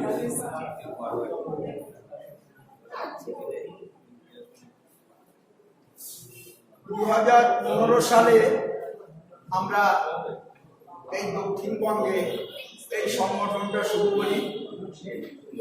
2012 সালে আমাদের সংগঠনটার জন্ম। উত্তরবঙ্গে প্রথম ভাষণেই আমাদের শ্রদ্ধেয় বাসিন্দা বলে গেছেন। আমরা কিন্তু এই সংগঠনটা দক্ষিণবঙ্গে বিশেষ করে এই নদিয়া জেলায় আমরা 3 জন লোক ছিলাম। আমি দিলীপ বিশ্বাস, আমার পাশে আছেন অসীম বিশ্বাস এবং এখানে বসে আছেন দুলাল বিশ্বাস। আমরা 3 জনই পাইলট। ওই 15 সালে নমসূত্র মহাসম্মেলন হয় কলকাতাতে। সেই মহাসম্মেলন থেকে আমরা ওই ভদ্রলোকের খোঁজ পাই, মুকুলচন্দ্র বৈরাগী। তারপরে বেশ কিছুদিন ওনার সঙ্গে যোগাযোগ না হয়, আমরা এরওলিতে একটা সংস্থার সঙ্গে যুক্ত আছি, হরিগুরুচাঁদ বিদ্যামন্দির। সেখানে গিয়ে ওনার সঙ্গে দেখা হয় এবং দেখলাম যে আমাদের নদিয়া জেলায় অর্থাৎ দক্ষিণবঙ্গের প্রচুর নমসূত্রের বাস। আমরা যদি সংঘবদ্ধ হই তাহলে অনেক কিছু আদায় করতে সহজ হবে। এটা আমাদের সবারই জানা যে একা একা কোনো কাজ উদ্ধার করা সম্ভব নয় এবং এখানে যারাই এসছে পাকিস্তান থেকে, বাংলাদেশ থেকে, এদেশে যারাই এসছে সবাই আমার স্বজাতি এবং একটুখানি পর্যালোচনা করলে দেখা যাবে একে অপরের আত্মীয়। তাই সেই আত্মীয়তার বন্ধনকে অটুট রাখতে, আরো মজবুত করতে আমরা এই সংগঠন করার প্রতি হই এবং আমরা বিভিন্ন জায়গায় একের পর এক মিটিং করেই চলেছি তখন থেকেই এখনো। এবং এই মিটিং আমার শ্রদ্ধেয় অসীমদা যে কথাটা বলে গেলেন যে আমরা অনেক জায়গায় মিটিংয়ে গিয়ে ওরকম 3 জন 5 জন 7 জন লোক পেয়েছি, কিন্তু আমরা হতাশ হই না। সেখানে হয়তো আমাদের প্রচার আজ হয়নি কাল হবে। এইভাবেই কিন্তু আমরা একের পর এক গ্রাম সে গ্রাম করেছি। তবে সত্যি আমিও খুব আশাবাদী যে বীরনগরে এসে যতগুলো লোক পেলাম প্রথম মিটিংয়ে এতগুলো লোক আমরা কোথাও পাইনি। তো মানুষ এখন অনেকটা সচেতন, সেখানে মানুষকে সামান্য বুঝালেই বুঝতে পারে। তার কারণ যখন তার কথা এখানে হলো, গুরুচাঁদ ঠাকুর যখন আমাদের এই শিক্ষা আন্দোলনে শুরু করেন, সেটা আজকে না, 1881 সালে। তো তখন থেকে তার বক্তব্য ছিল, খাও বা না খাও তাতে দুঃখ নাই, ছেলে মেয়ের শিক্ষা দাও এই আমি চাই। ছেলে মেয়েকে দিতে শিক্ষে প্রয়োজনে করবা ভিক্ষে, এই কথাগুলো গুরুচাঁদ ঠাকুর। তো সেই জিনিসটাকে, সেই শিক্ষার মন্ত্রটাকে নিয়ে আজ আমাদের এই সমাজের মানুষ, এমন কোনো ডিপার্টমেন্ট নেই যেখানে আমার নমশূদ্র ঘরের সন্তান নেই। সম্পূর্ণ সেই বাবা সাহেব আম্বেদকর, গুরুচাঁদ ঠাকুর, এদেরই অবদান। এখন আমাদেরকে যেসব সমস্যার সম্মুখীন হতে হচ্ছে, যেরকম এখানে এই পড়াশোনার ব্যাপারে যে কথাটা হলো, শিডিউল কাস্ট সার্টিফিকেট নিয়ে একটা সমস্যা হচ্ছে। এটা নিয়ে আমরা আজ থেকে 3 বছর আগে রানাঘাট এসডিওতে আমরা একটা ডেপুটেশন দিয়েছিলাম। তখন আমরা যথেষ্ট সুফল সেখান থেকে পেয়েছি। এসডিও সরাসরি কথা দিয়েছিল যে হ্যাঁ, এটা সরলীকরণ করা হবে। বা আমাদের সংগঠন তখন অনেক কাজ আমরা এভাবে আদায় করেছি। বারাসাতে আমরা একটা ডেপুটেশন দিয়েছিলাম, কৃষ্ণনগরে দিয়েছিলাম, এবং এখানে আমরা যে সাংগঠনিক মিটিং করেছি, এই আপনাদের কায়েরপুরে বারাসাত পর্যন্ত, আমরা বিনগরে ঢুকতে পারিনি। যাই হোক, আজ আশা করছি এখানে যা পরিস্থিতি দেখলাম, বিনগর এলাকার মানুষদের পেয়ে, আমার স্বজাতি, আমার ভাইদের পেয়ে, হয়তো আগামীতে অনেক সংগ্রামে আমরা এখানকার মানুষকে পাব। এইভাবে আমরা মাত্র 17টা জেলার 7টা জেলায় পৌঁছতে পেরেছি এ পর্যন্ত দক্ষিণবঙ্গে। তো সেখানে আমাদের সংগঠন হয়েছে, যেরকম আমাদের নদিয়া জেলায় আমরা হবিবপুরে ভালো সংগঠন আছে, নোয়াপাড়াতে ভালো সংগঠন আছে। আমাদের এইভাবে এলাকা ভিত্তিক সংগঠন করে আস্তে আস্তে ব্লক স্তর সংগঠন করে নিয়ে গ্রাম্য এলাকা থেকে সেইভাবে সংগঠনটাকে তুলে নিয়ে যেতে হবে। একের পর একে অপরের সঙ্গে আলোচনা করতে হবে। এবং এই নমশূদ্র বিকাশ পরিষদ, অল ইন্ডিয়া নমশূদ্র বিকাশ পরিষদ অরাজনৈতিক সংগঠন, এই কথাটা মাথায় রেখে আমরা কিন্তু প্রত্যেকেই কোনো না কোনো রাজনৈতিক দলের সঙ্গে যুক্ত, অর্থাৎ ভোট নিয়ে। কিন্তু এখানে যে মঞ্চ, এ মঞ্চে কিন্তু যে পার্টি করি না কেন, এখানে একটাই মঞ্চ, আমি নমশূদ্র, পিছিয়ে পড়া সমাজের মানুষ। এবং সেই শুধু নমশূদ্রের ডাক না, পিছিয়ে পড়া সমাজের যে মানুষগুলো আছে, তারা যে কেউ আসতে পারে, এখানে কোনো অসুবিধা নাই। সেই গুরুচাঁদ ঠাকুরের যে 36টা জাতি নিয়ে একসঙ্গে চলতেন, তারই বড় ভাই হচ্ছে নমশূদ্র। এরাই সংখ্যাগরিষ্ঠ, এবং এরা যে পথে চলছে, আশা করি ওই যে আর বাদবাকি যে লোকগুলো আছে, ওরাও নিশ্চয়ই আমাদের এই সংগঠনের সঙ্গে আসবে, জুড়ে যাবে। সেইভাবেই কিন্তু আমাদের এই সংগঠনটা আমরা এগিয়ে নিয়ে চলেছি। এখানে আজ আমাদের প্রথম সভা, আস্তে আস্তে অনেক এগিয়ে যাবে, পরিণত হলেই আরো অনেক কথা আসবে, অনেক কিছু আসবে। এখানে বলার মতো অনেক কিছু আছে, কিন্তু প্রথম দিনকার সভা, তারপরেই মানে বক্তাও আমাদের অনেক। এই নমশূদ্র বিকাশ পরিষদ করলে যে উপকারগুলো আমরা পাবো, তার প্রধান উপকার হচ্ছে এই একটাই, যে আমাদের একতা হয়ে লড়লে যে কোনো অফিসে গিয়ে আমরা হানা দিলে কাজ উদ্ধার করে নিয়ে আসতে পারবো। আমাদের কোনো রাজনৈতিক ক্ষমতার দরকার নেই, আমাদের ওই একতাই আসল ক্ষমতা, এবং সেগুলো আমাদের অধিকার, আমরা আদায় করে নেওয়ার জায়গাটা পাচ্ছি। এবং সেটা আদায় করতে হলে আমাকে সংঘবদ্ধ হয়ে যেতে হবে, আমি একা গেলে হবে না। আমাদের সেই সংগঠনকে ডেকে নিয়ে সেখানে যেতে হবে, 50, 100, 500 সেখানে গিয়ে হাজির হলেই আমরা কাজ উদ্ধার করতে পারবো। এটাই হচ্ছে আমার এই নমশূদ্র বিকাশ পরিষদের মূল মন্ত্র বা প্রকল্প, যে আমরা সব এক হয়ে লড়বো, লড়লেই আমরা যে কোনো বাধা অতিক্রম করতে পারবো। এটাই আমাদের বিশ্বাস, এবং সেই বিশ্বাস রেখে আমি চাইছি আগামীতে আমাদের এই বীরনগরে আরো কিছু মানুষ এগিয়ে আসুক। আজকে যা দেখছি এর থেকে আরো বেশি মানুষ আসুক, এসে তারা সেই সুফলটুকু পাক যে নমশূদ্র এরা কি করছে, কি জিনিসটা কি, এরা কেন এই জিনিসগুলো করছে। আমি আজ 5 বছর এই সংগঠনের সঙ্গে যুক্ত আছি, কেউ 2 বছর আছে, কেউ 1 বছর আছে, কিন্তু সবাইকে এক মনে একসাথে চললেই সেই কাজটা উদ্ধার করা সম্ভব হবে। যে কোনো বাধা আমরা উদ্ধার করতে পারবো, এবং আশা করি আগামীতে সবাইকে আমরা পাশে পাবো, সেই আশা রেখেই আমি আমার সামান্যতম বক্তব্য আমি এখানেই শেষ করছি। যাই হোক, এইবার আপনাদের সামনে আমাদের নদিয়া ডিস্ট্রিক্টের প্রাক্তন সভাপতি রয়েছে, ছিলেন, তিনি তার মূল্যবান বক্তব্য আপনাদেরকে বলবেন।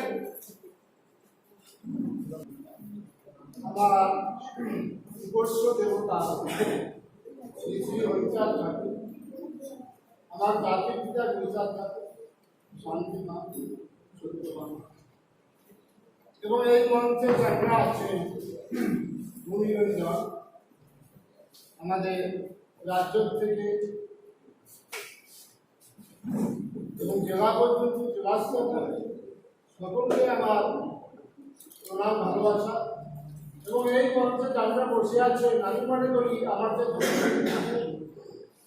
এই বিজ্ঞজনদের কাছে আমার প্রণাম, এবং আমার মায়েরা যারা আছে এদেরকে আমার সশ্রদ্ধ প্রণাম জানাই, কারণ তারা আমার মায়ের কাছে নমস্কার তারা আগেই পায়।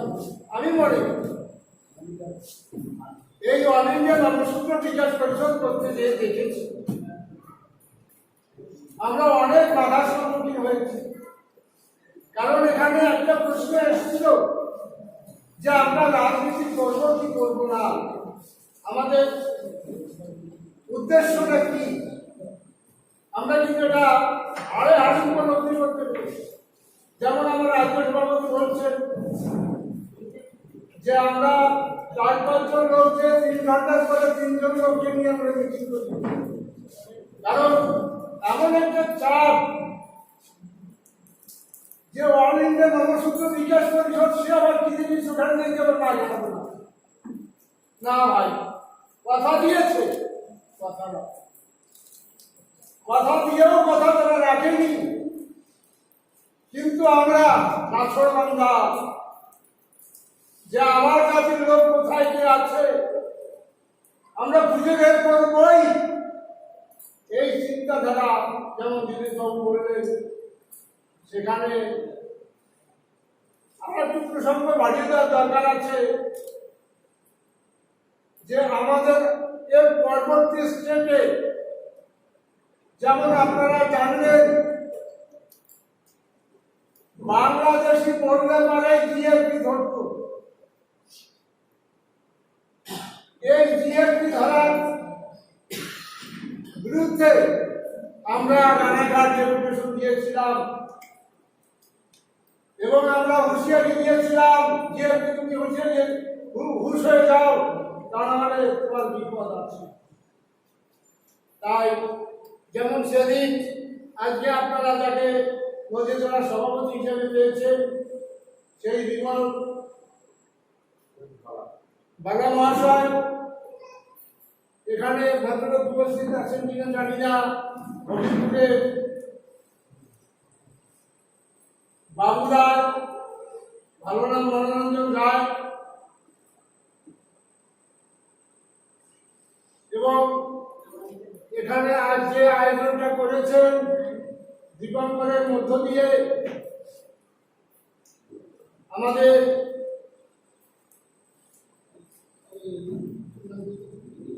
দীপক এবং অমল মজুমদার মহাশয় ধন্যবাদ জানাই যে আজকে এত সুন্দর একটা মিটিং আমাদেরকে উপহার দিয়েছে এই তিনটি লোক। খুবই একটা সুখের বিষয় এবং আনন্দের বিষয়, কারণ আমরা এখানে চিন্তা আমরা কোনদিন আসিনি, যেহেতু আমার বাড়ি কালাডাঙ্গা, ভিন্ন করতে কত জায়গায় আসি, আমরা ধুপুলিয়ে কতবার গেছি। এই জল ঠেকিয়ে বৃষ্টি পড়ছে, ছাতাও নেই, এই অবস্থায় আমরা যে সেখানে মিটিং করেছি। দুঃখের বিষয় কি জানেন, আজকে যেমন আপনাদের একটা পৌরসভা, ধুবুলিয়া একটা পৌরসভা, অথচ আমরা কাঁচা রাস্তায় হেঁটে গেছি কৃষ্ণপুর থেকে মাত্র 200 গাছ পরে সেখানে কাঁচা রাস্তা কাদা, সেখানে বেড়াবাস করে আমার স্বজাতির লোক। আপনারা এই সংগঠনের সঙ্গে যুক্ত হন এবং নেতৃত্ব নেন, দেখবেন যে আমাদের লোকগুলো কি পরিণতিতে আছে, কি ভয়াবহ সমস্যার মধ্যে আছে। আপনারা সহযোগ সেটা উপলব্ধি করতে পারবেন। যেহেতু আমি 2000 পশ্চিমবাংলায় এসেছি, এর আগে আমি উত্তরপ্রদেশের রাজনীতি ছিলাম, সেখানে দেখেছি জাতির কি নির্যাতন, এবং আমরা যারা উদ্বাস্ত হয়ে বাংলার বাইরে ছিলাম, সেখানে আমাদের কতটুকু ঘাটিয়া হিসাবে দেখানো হতো বা করতো, সেটা আমরা সশক্ত উপলব্ধি করছি এবং বাস্তব জীবনে আমি জীবন করতাম। তাই আপনাদের কাছে অনুরোধ, আপনারা যেমন আপনার ছেলে মেয়েকে আপনি ভালোবাসেন, আপনার জাতিকেও আপনি ভালোবাসেন। কারণ এখানে প্রশ্ন এসছে যে আমরা রাজনীতির প্রেক্ষাপটে যাবো কি যাবো না, যেহেতু এটা অল ইন্ডিয়া নমসূত্র সামাজিক সংগঠন, সেই হিসাবে আমরা বলতে পারি না যে আমরা রাজনীতিতে যাবো। কিন্তু হরেরাম মির্জার বাড়ির সামনে হাইরোডের কাছে বিরাট একটি মাঠ, সেদিন আমরা বলেছিলাম যে এইরকম 2-3খানা মাঠ যেদিন আমরা ধরতে পারবো, সেই দিন আমরা জনগণের কাছে ছুড়ে দেবো যে বলুন আমরা কি করবো, কি করতে পারি।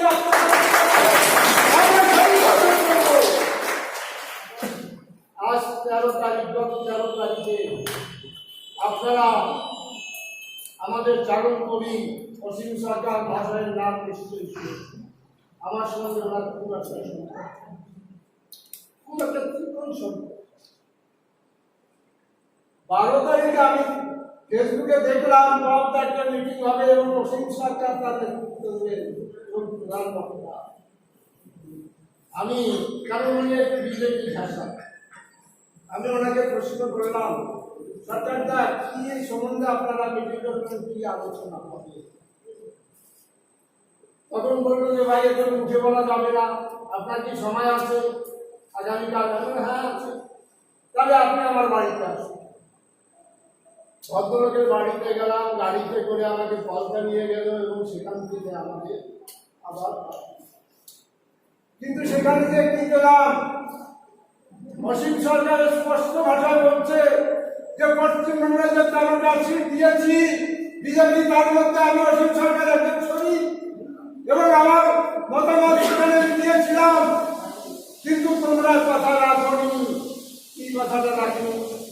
এখন প্রশ্ন, ওনার ছেলে এত সুন্দর দেখলে আপনারা অবাক হয়ে যাবেন, ইংলিশে মনে হয় তার পাখি। উনি একটা আইডিয়া করেছিলেন হোম মিনিস্টার ভবনে যে আমাদের 2014 সালের নাগরিকত্ব যারা বাংলাদেশ থেকে এসে তাদের রুটটা কি আপনারা আমাদের মোহভঙ্গ হয়ে গেছে অসীম সরকারের। অসীম সরকার মোহভঙ্গ, বারাসাতে একটা মিটিং হয়েছিল, আমাদের শান্তনু ঠাকুর মহাশয় সেখানে বক্তব্য রাখতে দেখুন কেঁদে দিয়েছেন, ফেসবুকে দেখা কেঁদে দিয়েছেন এবং বলছেন যে আমি চেয়েছিলাম যে আপনাদের নাগরিকত্ব দেব বা দিতে পারবো, কিন্তু দেখলাম এরা আমাদের নাগরিকত্ব দিবে না। তাহলে আমরা কি বানের জলে ভেসে আসছি? আমরা কি দেশ ভাগে করি? কেন আজকে আমাদেরকে আপনি বিহারে যান, তারা আমাদেরকে বলছে রিপু, মানে রিপুদেরকে রিপু বলে। আপনি কলকাতায় যান, ওখানে বলে ক্যান্ডিয়াল। আপনি ইউপিতে যান, সেখানে ভাষাটা কি বলবো, উইদাউট ডাউট আর উইদাউট। এই যে আমরা ভারতবর্ষের মূল নিবাসী, অখণ্ড ভারতের নাগরিক, যেমন আমার বয়স 73 বছর চলছে, আমি যদি বলি যে আমার অখণ্ড ভারতের জন্ম হয়েছিল, আপনারা নিশ্চয়ই যারা ফেসবুক দেখেন তারা উপলব্ধি করতে পারলেন আমাদের প্রধানমন্ত্রী নরেন্দ্র ভাইকে প্রশ্ন করা হয়েছে ওনার দপ্তরে, হোম মিনিস্টার দপ্তরে, সেখানে বলেছে উনি জন্মসূত্রে নাগরিক। তাহলে আজকে আমাকে কেন এত এত এত কিছু দিতে হবে? আমাকে প্রমাণ দিতে হবে যে আমি কত সালে এসেছি, আমরা আমার বাবা কোথায় ছিল, ইত্যাদি ইত্যাদি। এমনি করে অসীম সরকার বক্তব্যটা পেশ করলেন। তাই আমি ওই রাজনৈতিক প্রেক্ষাপটে যেতে চাই না, এবং সেটা আপনারা উপলব্ধি করবেন যে রাজনীতি আমরা করবো কি করবো না, কারণ এখানে কথাটা উঠে এসেছিল। তাই সকলকে আমার অনুরোধ, দেখুন আমরা পূর্ববঙ্গের লোক, অখণ্ড ভারতের নাগরিক, হয়তো এখানে কেউ জন্মগ্রহণ করেছেন, কিন্তু দেখা যায় তার মা বাবা ওই দেশেই ছিল। তাই সেই ক্ষেত্রে আমাদের এই নাগরিকত্ব নিয়ে যে টালবাহনা চলছে, যেমন কোন মহাপুরুষী পার্টি একটাও নেই, যেমন এখানে বললেন কংগ্রেস, রাজীব গান্ধী আসামে একটা সমস্যা সৃষ্টি করে ওখান থেকে শুরু হয়ে গেল আমাদের অগ্রপথন। এর আগে আমরা ছিলাম জন্মাবা মাত্র আমরা এই দেশের নাগরিক, কিন্তু 2003 সালে সেটাকে ছিন্ন ভিন্ন করে দেওয়া হলো। সেখানে বলা হলো যে আপনারা এমন একটি জায়গা দেখান যে 2003-এর দিনে যে কোন পরিস্থিতির মধ্যে আপনাদের নাগরিকত্ব দেওয়া যায়। কিন্তু দেখা গেল সেখানে একটি রাজনৈতিক দল আমাদের হয়ে কথা বলেননি। যেমন আমরা মেট্রো চ্যানেলে বসাইতে জানবেন, আমরা মেট্রো চ্যানেলে ঠাকুরবাড়ির নেতৃত্বে আমরা সেখানে মিটিং করেছিলাম। সেখানে কিন্তু সব পার্টি বলেছিল যে হ্যাঁ আমাদের ন্যায্য দাবি এবং আমরা সেটা মানবো এবং আমরা সেটা চিন্তা ভাবনা করবো। কিন্তু কংগ্রেস করেনি, সিপিএম পরিচালি দেখালেন, দিদি তৃণমূল কাগজ ছুঁড়ে ফেললেন। কার রাজনীতি করবো না, কোন পার্টিকে সাপোর্ট করবো ভেবে পাইনি। তাই এই ভাবটা আপনাদের পর ছেড়ে দিলাম। আপনারা এই সংগঠনকে আরো আগে বাড়ান, এমন একটি জায়গায় এখানে নিয়ে আসুন যে আমরা লাখো লাখো নবসূত্র এক জায়গা হয়ে আমরা সেদিন বলবো যে আজকে আমাদের সংগঠন হওয়া উচিত এবং আমরা রাজনৈতিক দলে যাব। যেমন একটি কথা বলি, নকল আমরা একটা সম্মেলন করেছিলাম, শান্তনু ঠাকুর এসেছিলেন এবং শান্তনু ঠাকুরকে বলেছিলাম যে ঠাকুর মশাই আপনি টিকিট দেন, আমরা টিকিট নেব, লড়ব। কিন্তু উনি রাজনীতি মুক্ত ঠাকুর বাড়ি যাই হোক, সে মন্দের ভালো, কারণ অন্তত প্রান্তরা অন্তত দিল্লি সংবাদ আমরা পাচ্ছি এবং এখন কাজছি। তাই বন্ধুরা, আমাদের যে আসল সমস্যা, আপনারা যদি একত্রিত না হন তাহলে কিন্তু আসল বিপদ আমাদের সামনে। তাই একত্রিত হয়ে অন্তত প্রায় 2.5 লাখের উপরে নবসূত্র আছে পশ্চিমবাংলায়, উত্তরবঙ্গ ছেড়ে দিলাম। এবং পুরো ভারতবর্ষ ছেড়ে দিলাম। 2.5 লক্ষের উপরে আমরা এই দক্ষিণবঙ্গেই আছি। তাই এখানে দীপঙ্কর বক্তব্যের মতো বলেছিল যে প্রায় 80 মধ্যে আমাদের সিট আছে। তাহলে সরকার আমরা বানাবো, এইটাই হওয়া উচিত ছিল, কিন্তু সেই জায়গায় আমরা যেতে পারিনি। কারণ এই লকডাউনটাই আমাদেরকে এমন গতি করে দিয়েছে যে আমাদের মাথা ভেঙে দিয়েছে। কারণ আমরা যেভাবে সংগঠনটাকে এগিয়ে নিয়ে এসেছিলাম, অন্তত 10-20,000 লোক আমরা কিন্তু তৈরি করতে পারতাম এবং করেছিলাম। সংগঠন আমরা করে দেখিয়ে দিয়েছি। যাই হোক, পিছন থেকে বলছে, কারণ মনের মধ্যে কথা তো আরো যাচ্ছে, অনেক কথা বলতে পারে, ভালোই লাগতো। যাই হোক, প্রথম দিন সকলকেই আবার পুনরায় প্রণাম জানাচ্ছি এবং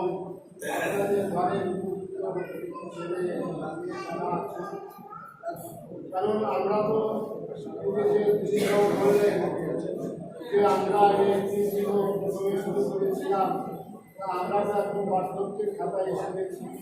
এই জাতিকে উজ্জ্বল করবার জন্য, এই জাতিকে বাঁচিয়ে রাখবার জন্য আপনার ধরনের আমাদের ছেলেদেরকে আসুন আগে এবং আগে এগিয়েছি, যাতে আমরা ভবিষ্যতে বলতে পারি।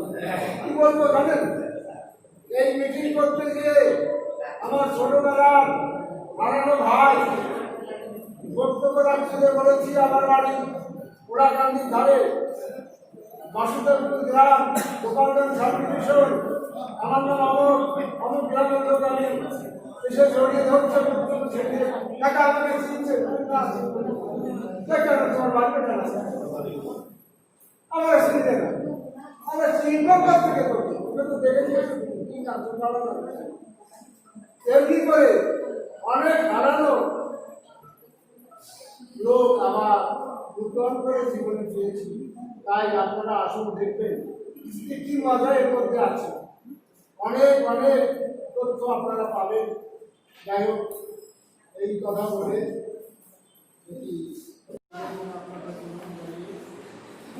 একটা কথা বলতে ভুলে গেছি, না বলে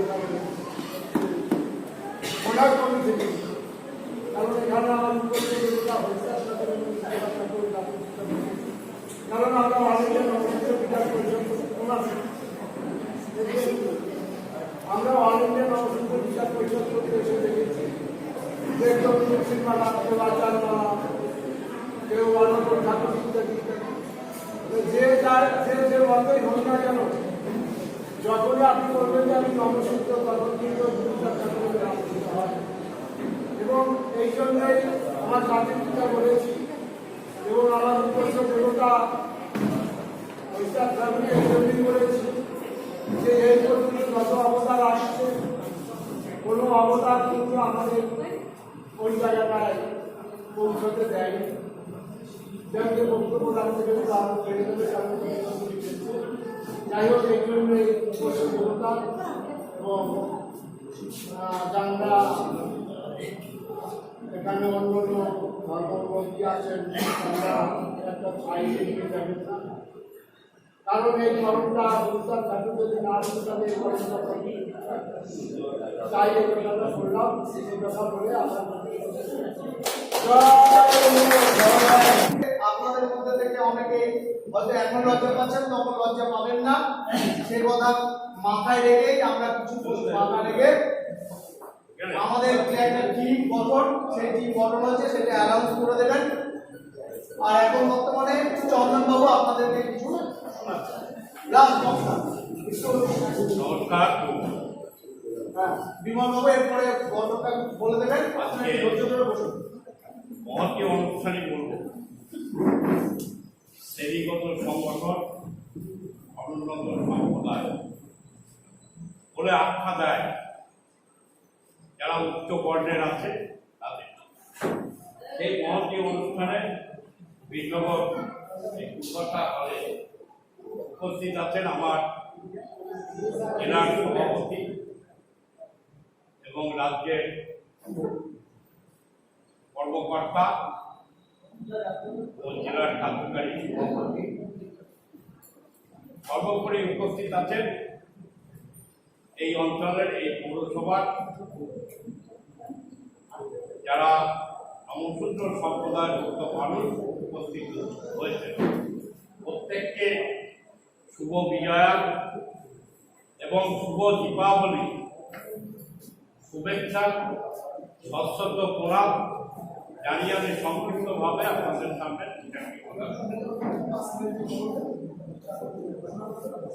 আজকে শ্রেণীগত সংগঠন করতে আমরা বাধ্য যাওয়ার পূর্ববর্তী বক্তা তিনি যেটা বললেন যে 2012 সাল থেকে আস্তে আস্তে 2012 সাল থেকে এই সংগঠনের স্বীকৃতি বা উৎপত্তি হয়েছে। আমি বলতে চাই 73 বছর দেশ স্বাধীন হয়েছে, ভারতবর্ষ স্বাধীন হয়েছে 73 বছর। আমাদের রাজ্যে বহু সরকার ছিল, এক নাগারে 34 বছর একটা সরকার ছিল, বর্তমানেও আজকে একটা সরকার চলছে, কেন্দ্রেও এরকম কংগ্রেস ছিল, আবার ভারতীয় জনতা পার্টি। কিন্তু আজকে এই শ্রেণীগত যারা পিছিয়ে পড়া মানুষকে আঘাত করছে, যে এরা তফসিলি মুক্ত মানুষ, তফসিলি উপযুক্ত উপজাতি মানুষ।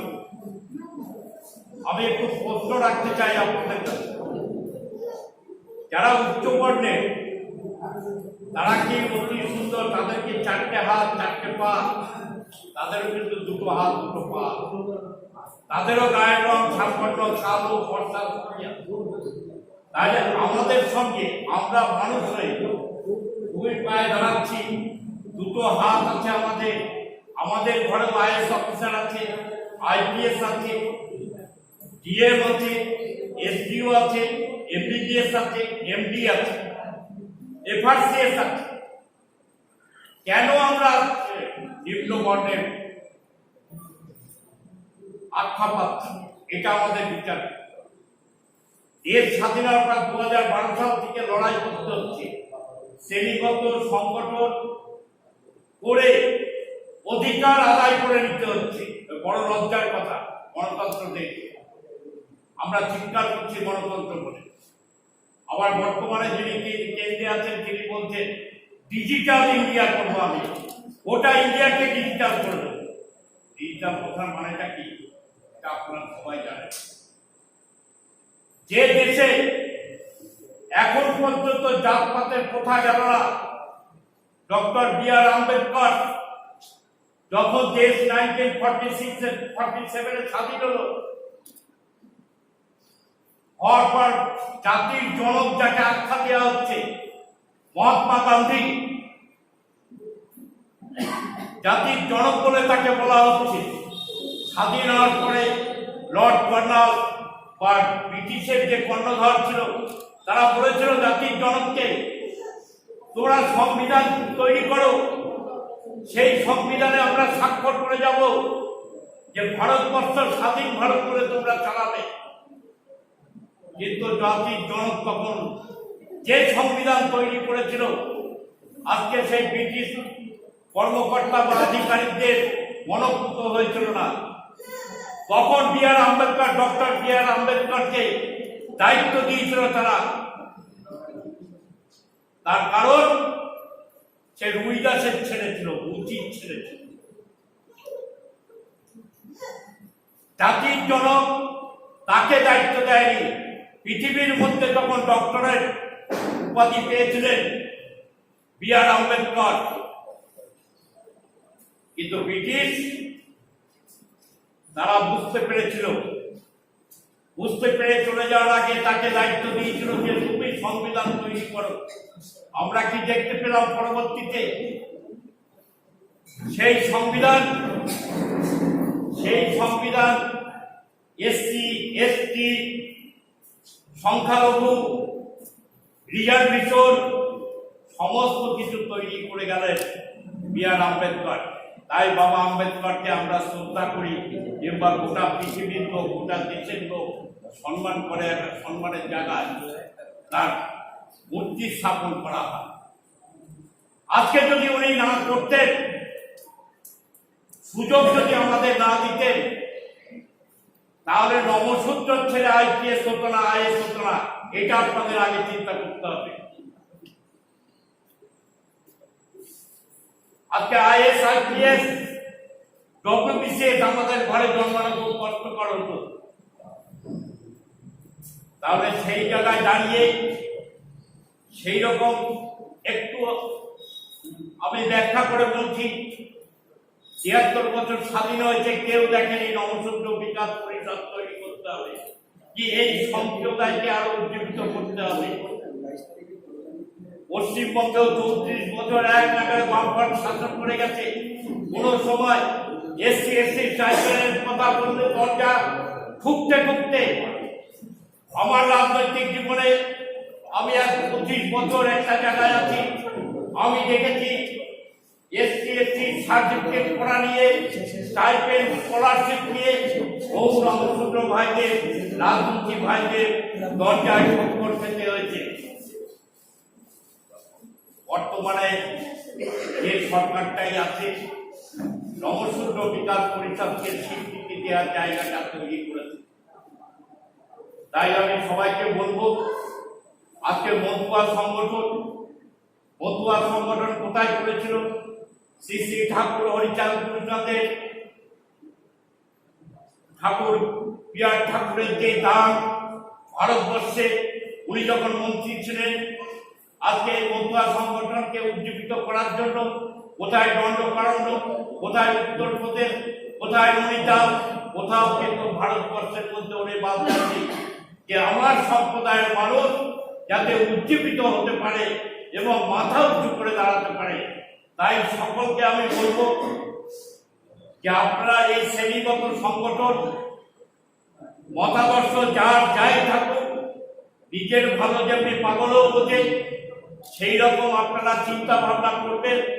এবং শ্রেণীগত সংগঠনে মূল দরকার ঐক্যবদ্ধ, একতাবদ্ধ, যেটা আমার পূর্ববর্তী বক্তা আমার টুম্পা বোন বলেছিলেন, এখানে মৌসুমী বোন বলেছিলেন যে একতাই একমাত্র সম্পদ হবে, একতাই মাত্র এগিয়ে নিয়ে যাবে। তাই সকলকে আমি বলবো, আমাদের এই সংগঠনের প্রতি আপনারা স্নেহ, ভালোবাসা, শ্রদ্ধা রেখে সবাই একতাবদ্ধ হয়ে ইউনাইটেড ফ্রন্ট করে যাতে আমরা এগিয়ে যেতে পারি, নিজের অধিকারকে আদায় করতে পারি, সেই চিন্তা ভাবনা করবেন, সংগঠনের শ্রীবৃদ্ধি করবেন। এই কথা বলে, এই দাবি রেখে, এই আশা রেখে আমি আমার বক্তব্য শেষ করলাম। নমস্কার। বাবু, উনি আপনাদেরকে কিছু একদম আপনাদের মূল্যবান সময় আর নষ্ট না করে নমস্কার। আজকে সবার সভাপতি, জেলা কমিটির নেতৃত্ব, আমাদের রাজ্য কমিটির নেতৃত্ব এবং আজকে সবার উদ্যোক্তা এবং আপনাদের উপস্থিতি যারা আছেন তাদের প্রত্যেকে নমস্কার, শ্রদ্ধা, ভালোবাসা রেখে দুটো কথা বলতে কি আমিও আপনাদের উৎসাহিত হয়ে আজকে এই জায়গায় এসেছি। আমি দেখতে এসেছি, জানতে এসেছি, বুঝতে এসেছি যে এই সংগঠনকে কি করে শ্রীবৃদ্ধি করা যায়, আপনারা কি করে বক্তব্য আপনাদের পরিকল্পিত সুনির্দিষ্ট মতামত দিলেন, আমরা আপনাদের উপর কি কার্যকর সেটা আপনারা কি কি করতে পারবেন, আপনাদের কি কাজ করলে আমরা আপনাদের কাজ করতে পারবো, সেই মতামতটুকু না দিলে আর যে কর্মসূচি করে আমরা এখানে সেটা অসম্ভব। আমি চাইব যে প্রথমেই আপনারা আপনাদের মোবাইল এখান থেকে কিছু মতামত বা সাজেশন দেবেন যে ভিন্নগর থেকে আপনাদের কি করা যায় এই সংগঠনের শ্রীবৃদ্ধি ঘটাতে গেছে। যে যাই হোক, আমি প্রথমেই জানাচ্ছি আমার দীপঙ্কর বাবুকে, এই দীপঙ্কর আমি প্রথমে একটু নিঃসারী করে ফেলতে চাই, কারণ আমি ভাবতাম কি যে আমি আমার করে দিয়েছে। কিন্তু যতটা আমি আমার মানে কি চোখের আশা মিটিয়ে দিলাম, মানে কেন বলছি না, কারণ সব ভালো যার শেষ ভালো, কিন্তু আজকে যদি শেষটা ভালো হতো, যদি আপনারা এখানে সবাই থাকতেন, তাহলে সেটা আমার কাছে আরো বেশি ভালো লাগে। আমি চাইবো যে আমাদের নেতৃত্বকে আমি একটাই বলবো, দীর্ঘদিন এরা অতিবাহিত করে ফেলেছে, আজকে 8টা বছর, কিন্তু এই 8 বছরে কমিটির যেভাবে বা স্মৃতি ঘটার কথা ছিল, এখনো অব্দি কিন্তু আমি সেটা দেখতে পাইনি। অনেকটা সময় চলে গেছে, প্রায় মানে কি বলবো, একটা যুগের কাছাকাছি চলে গেছে। সে কেন আমরা পিছিয়ে পড়ছি, কেন আমাদের সংগঠনের স্বীকৃতি ঘটে? কারণ আপনাদের মতো এই উৎসাহিত নেই, বিশেষ করে নেই কারণ এই দীপঙ্কর বাবুদের মতো লোক তাদের খুঁজে বের করতে হবে।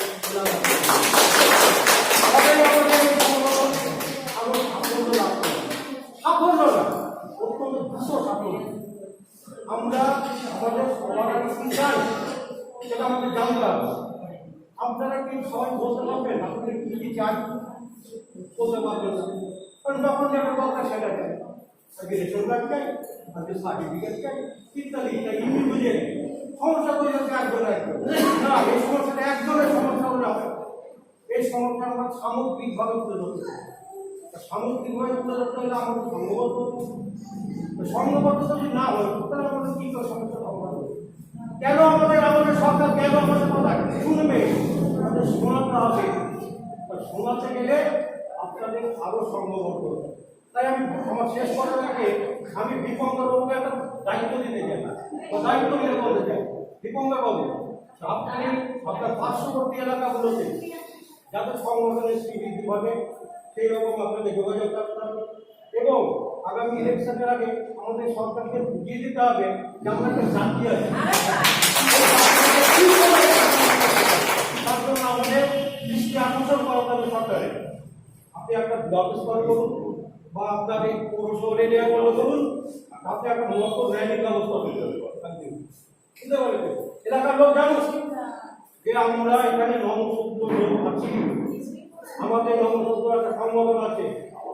এইরকম আমি চাইবো আমার নেতৃত্বদের কাছে বলবো, বগুড়ায় আমি একটা সম্মেলন করবো, তার আগে একটা নদিয়া জেলার মত তৈরি করবো।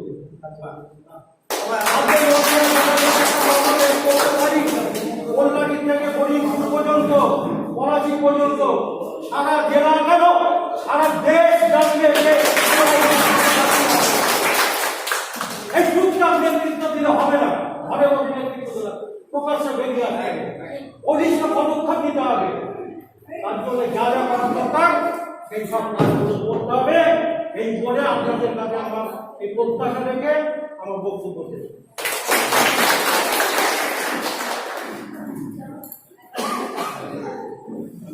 বলছেন এর মধ্যে আমি বলি আমাদের বিনগর সংগঠনে আমরা সবাই জড়ো হতে পারিনি বা সবাইকে আমরা বলার সুযোগও পাইনি।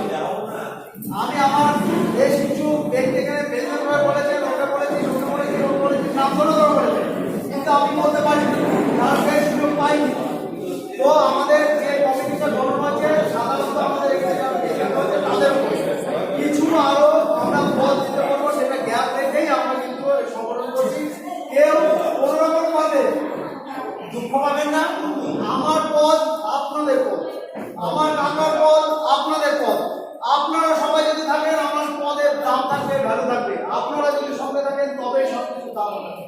আপনারা যদি না থাকেন, আপনারা সবাই যদি এখানে প্রেজেন্ট না হতেন, আমার আজকে এই সংগঠন বা এই প্রশংসা আমি পাওয়ার যোগ্যই হতাম। আমি মধ্যে জানাচ্ছি, আমি দীপঙ্কর বাবুকে প্রথম দিনই বলেছিলাম দলের খুব ক্লিয়ার নির্দেশিকা, দো আর গন্ডি রুদ্রি এম্পায়ার, তার যোগ্যতা আছে তাকেই চেয়ার দিতে হবে। তাছাড়া কাকা মামা চাচা রং থেকে পদ দেওয়া হবে না। এটা আপনারা যারা মানে ভালো যাদের যোগ্যতা আছে তাদেরই সিলেক্ট করবেন, তাহলে আমাদের দলের স্বীকৃতি হবে। এটাই বলে আমি আমাদের বিনগরের দলটা বা কমিটিটা একটু শুনেছেন। জয় ভীম। আমি স্মরণ করি যিনি আমাদের এই নমশূদ্র সংগঠনটা প্রতিষ্ঠা করেছিলেন, তাকে শ্রদ্ধা করি। যথেষ্ট শ্রম দিয়ে আজকে আমাদের সমাজে এত একটা মূল্যবান সংগঠন উপস্থিত দিয়েছেন। দীর্ঘ 8-9 মাস পরে আজকে সংগঠনের এর আগে বগুড়ায় ছোট একটা মিটিং হয়েছিল, আজকে বীরনগরে আমরা উপস্থিত হয়েছি।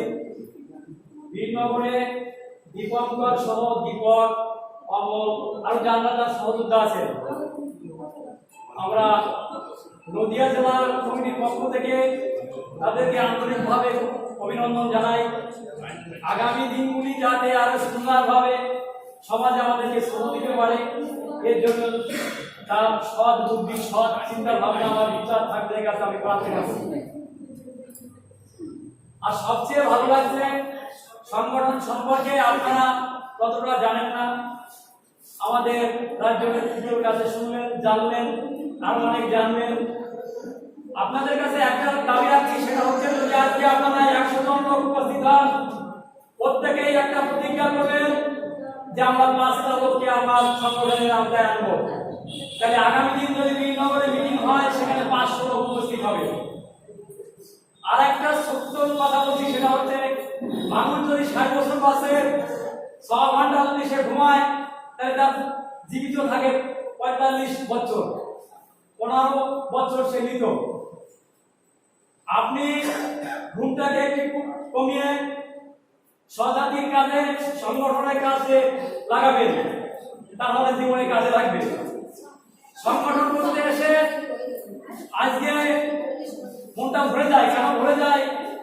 আমার কাছের মানুষ, আমার আপন মানুষ অনেককেই পেয়েছি যাদেরকে এই সংগঠনের আগে পাইনি, তার সঙ্গে আমি শেয়ার করতে পারি, সুখ দুঃখের কথা আলোচনা করতে পারি, সমস্যা হলে তার সমাধান দিতে পারি। আজকে যদি থানায় কোনো কেস হয়, সংগঠনের কাছে জানালে সংগঠন তার সহযোগিতা করে। এমনকি যদি কোনো চাকরিওয়ালা ছেলেও থাকে, চাকরি করতে, সংগঠন তার সহযোগিতা করে তার কেস থেকে বাচ্চাকে নিষ্কৃতি দেবে। সংগঠন একটু শক্তি অর্জন করেছে, কিভাবে আপনাদের কাছ থেকে বিন্দু বিন্দু শক্তি নিয়ে আজকে সংগঠন একটা জায়গায় পৌঁছে গিয়েছে। বেশি দীর্ঘায়িত করবো না, আমাদের বক্তারা অনেক কিছু বললেন, শুনলেন, বলার মাঝে অনেক ত্রুটি বিচ্যুতি হতে পারে, যেগুলির প্রয়োজন না সেগুলি বাদ দেবেন। মূল্যবান কথাগুলি শুনে বাড়ি গিয়ে ভাববেন আর সংগঠন কিভাবে স্বীকৃতি করা যায়। আমি বলবো, আপনি বলবেন, আমার পরবর্তী জেনারেশন তারা কি করে বাঁচবে সমাজে, সেই ভাবনাটা ভাববেন। আর সবাইকে সুস্থ থাকবেন, ভালো থাকবেন। আর এখানে আজকে মূল উদ্দেশ্য ছিল বীরনগর পৌরসভা একটা কমিটি তৈরি করা। কমিটিটা আমরা দিয়েছেন, সেটা পড়ে শোনাবো। এর মধ্যে যদি কোনো ত্রুটি বিচ্যুতি থাকে, নিজেদের মধ্যে সমঝোতা করবেন, সমঝোতা করে সেটাকে সুন্দর করবেন। আর নিজের দুঃখের কথা অন্য সম্প্রদায়ের মানুষের কাছে কোনদিন বলবেন না, শেয়ার করবেন নিজের স্বজাতির কাছে, নিজের মনের মানুষের কাছে, তাহলে সুন্দর সমাধান পাবেন। আপনাকে হাইকোর্ট, সুপ্রিম কোর্ট এত ভালো সমাধান দিতে পারবে না, যেটা পারবে আপনার এই সংগঠন থেকে।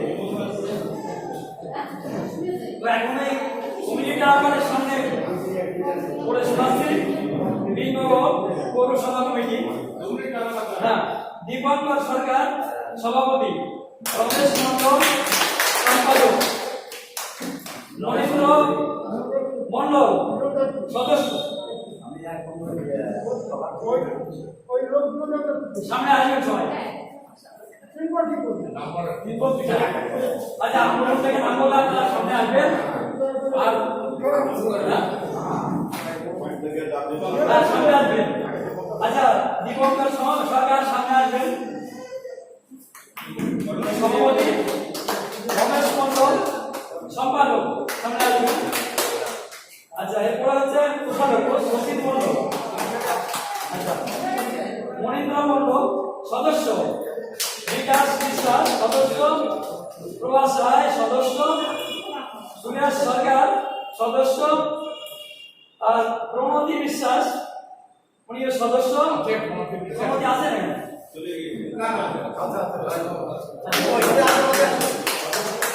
আর রেশমি বালা উনিও সদস্য। ভালো লেগেছে, মহিলারা এখানে আছে, ভীষণ ভালো লেগেছে। হ্যাঁ, এদেরকে আপনারা সহযোগিতা করবেন যাতে বীরনগরের মানে সংগঠনের স্বীকৃতি করতে পারে, সবাই সহযোগিতা করবেন। এরপরেও সংযোজন এরপরেও সংশোধন হবে, সদস্য বাড়বে, আর আমাদের এই সংগঠনের সদস্য কম আছেন, এই সদস্য কম আপনারা পাবেন, কিভাবে সদস্য হবেন নেতৃত্বের মাধ্যমে আপনারা সবই জানতে পারবেন। আজকে সবার সুন্দরভাবে পরিচালনা করার জন্য সবাইকে ধন্যবাদ জানিয়ে সবার দীর্ঘায়ু করে আগামী দিনে আমরা আবার এক জায়গায় হতে পারি এই আশা নিয়ে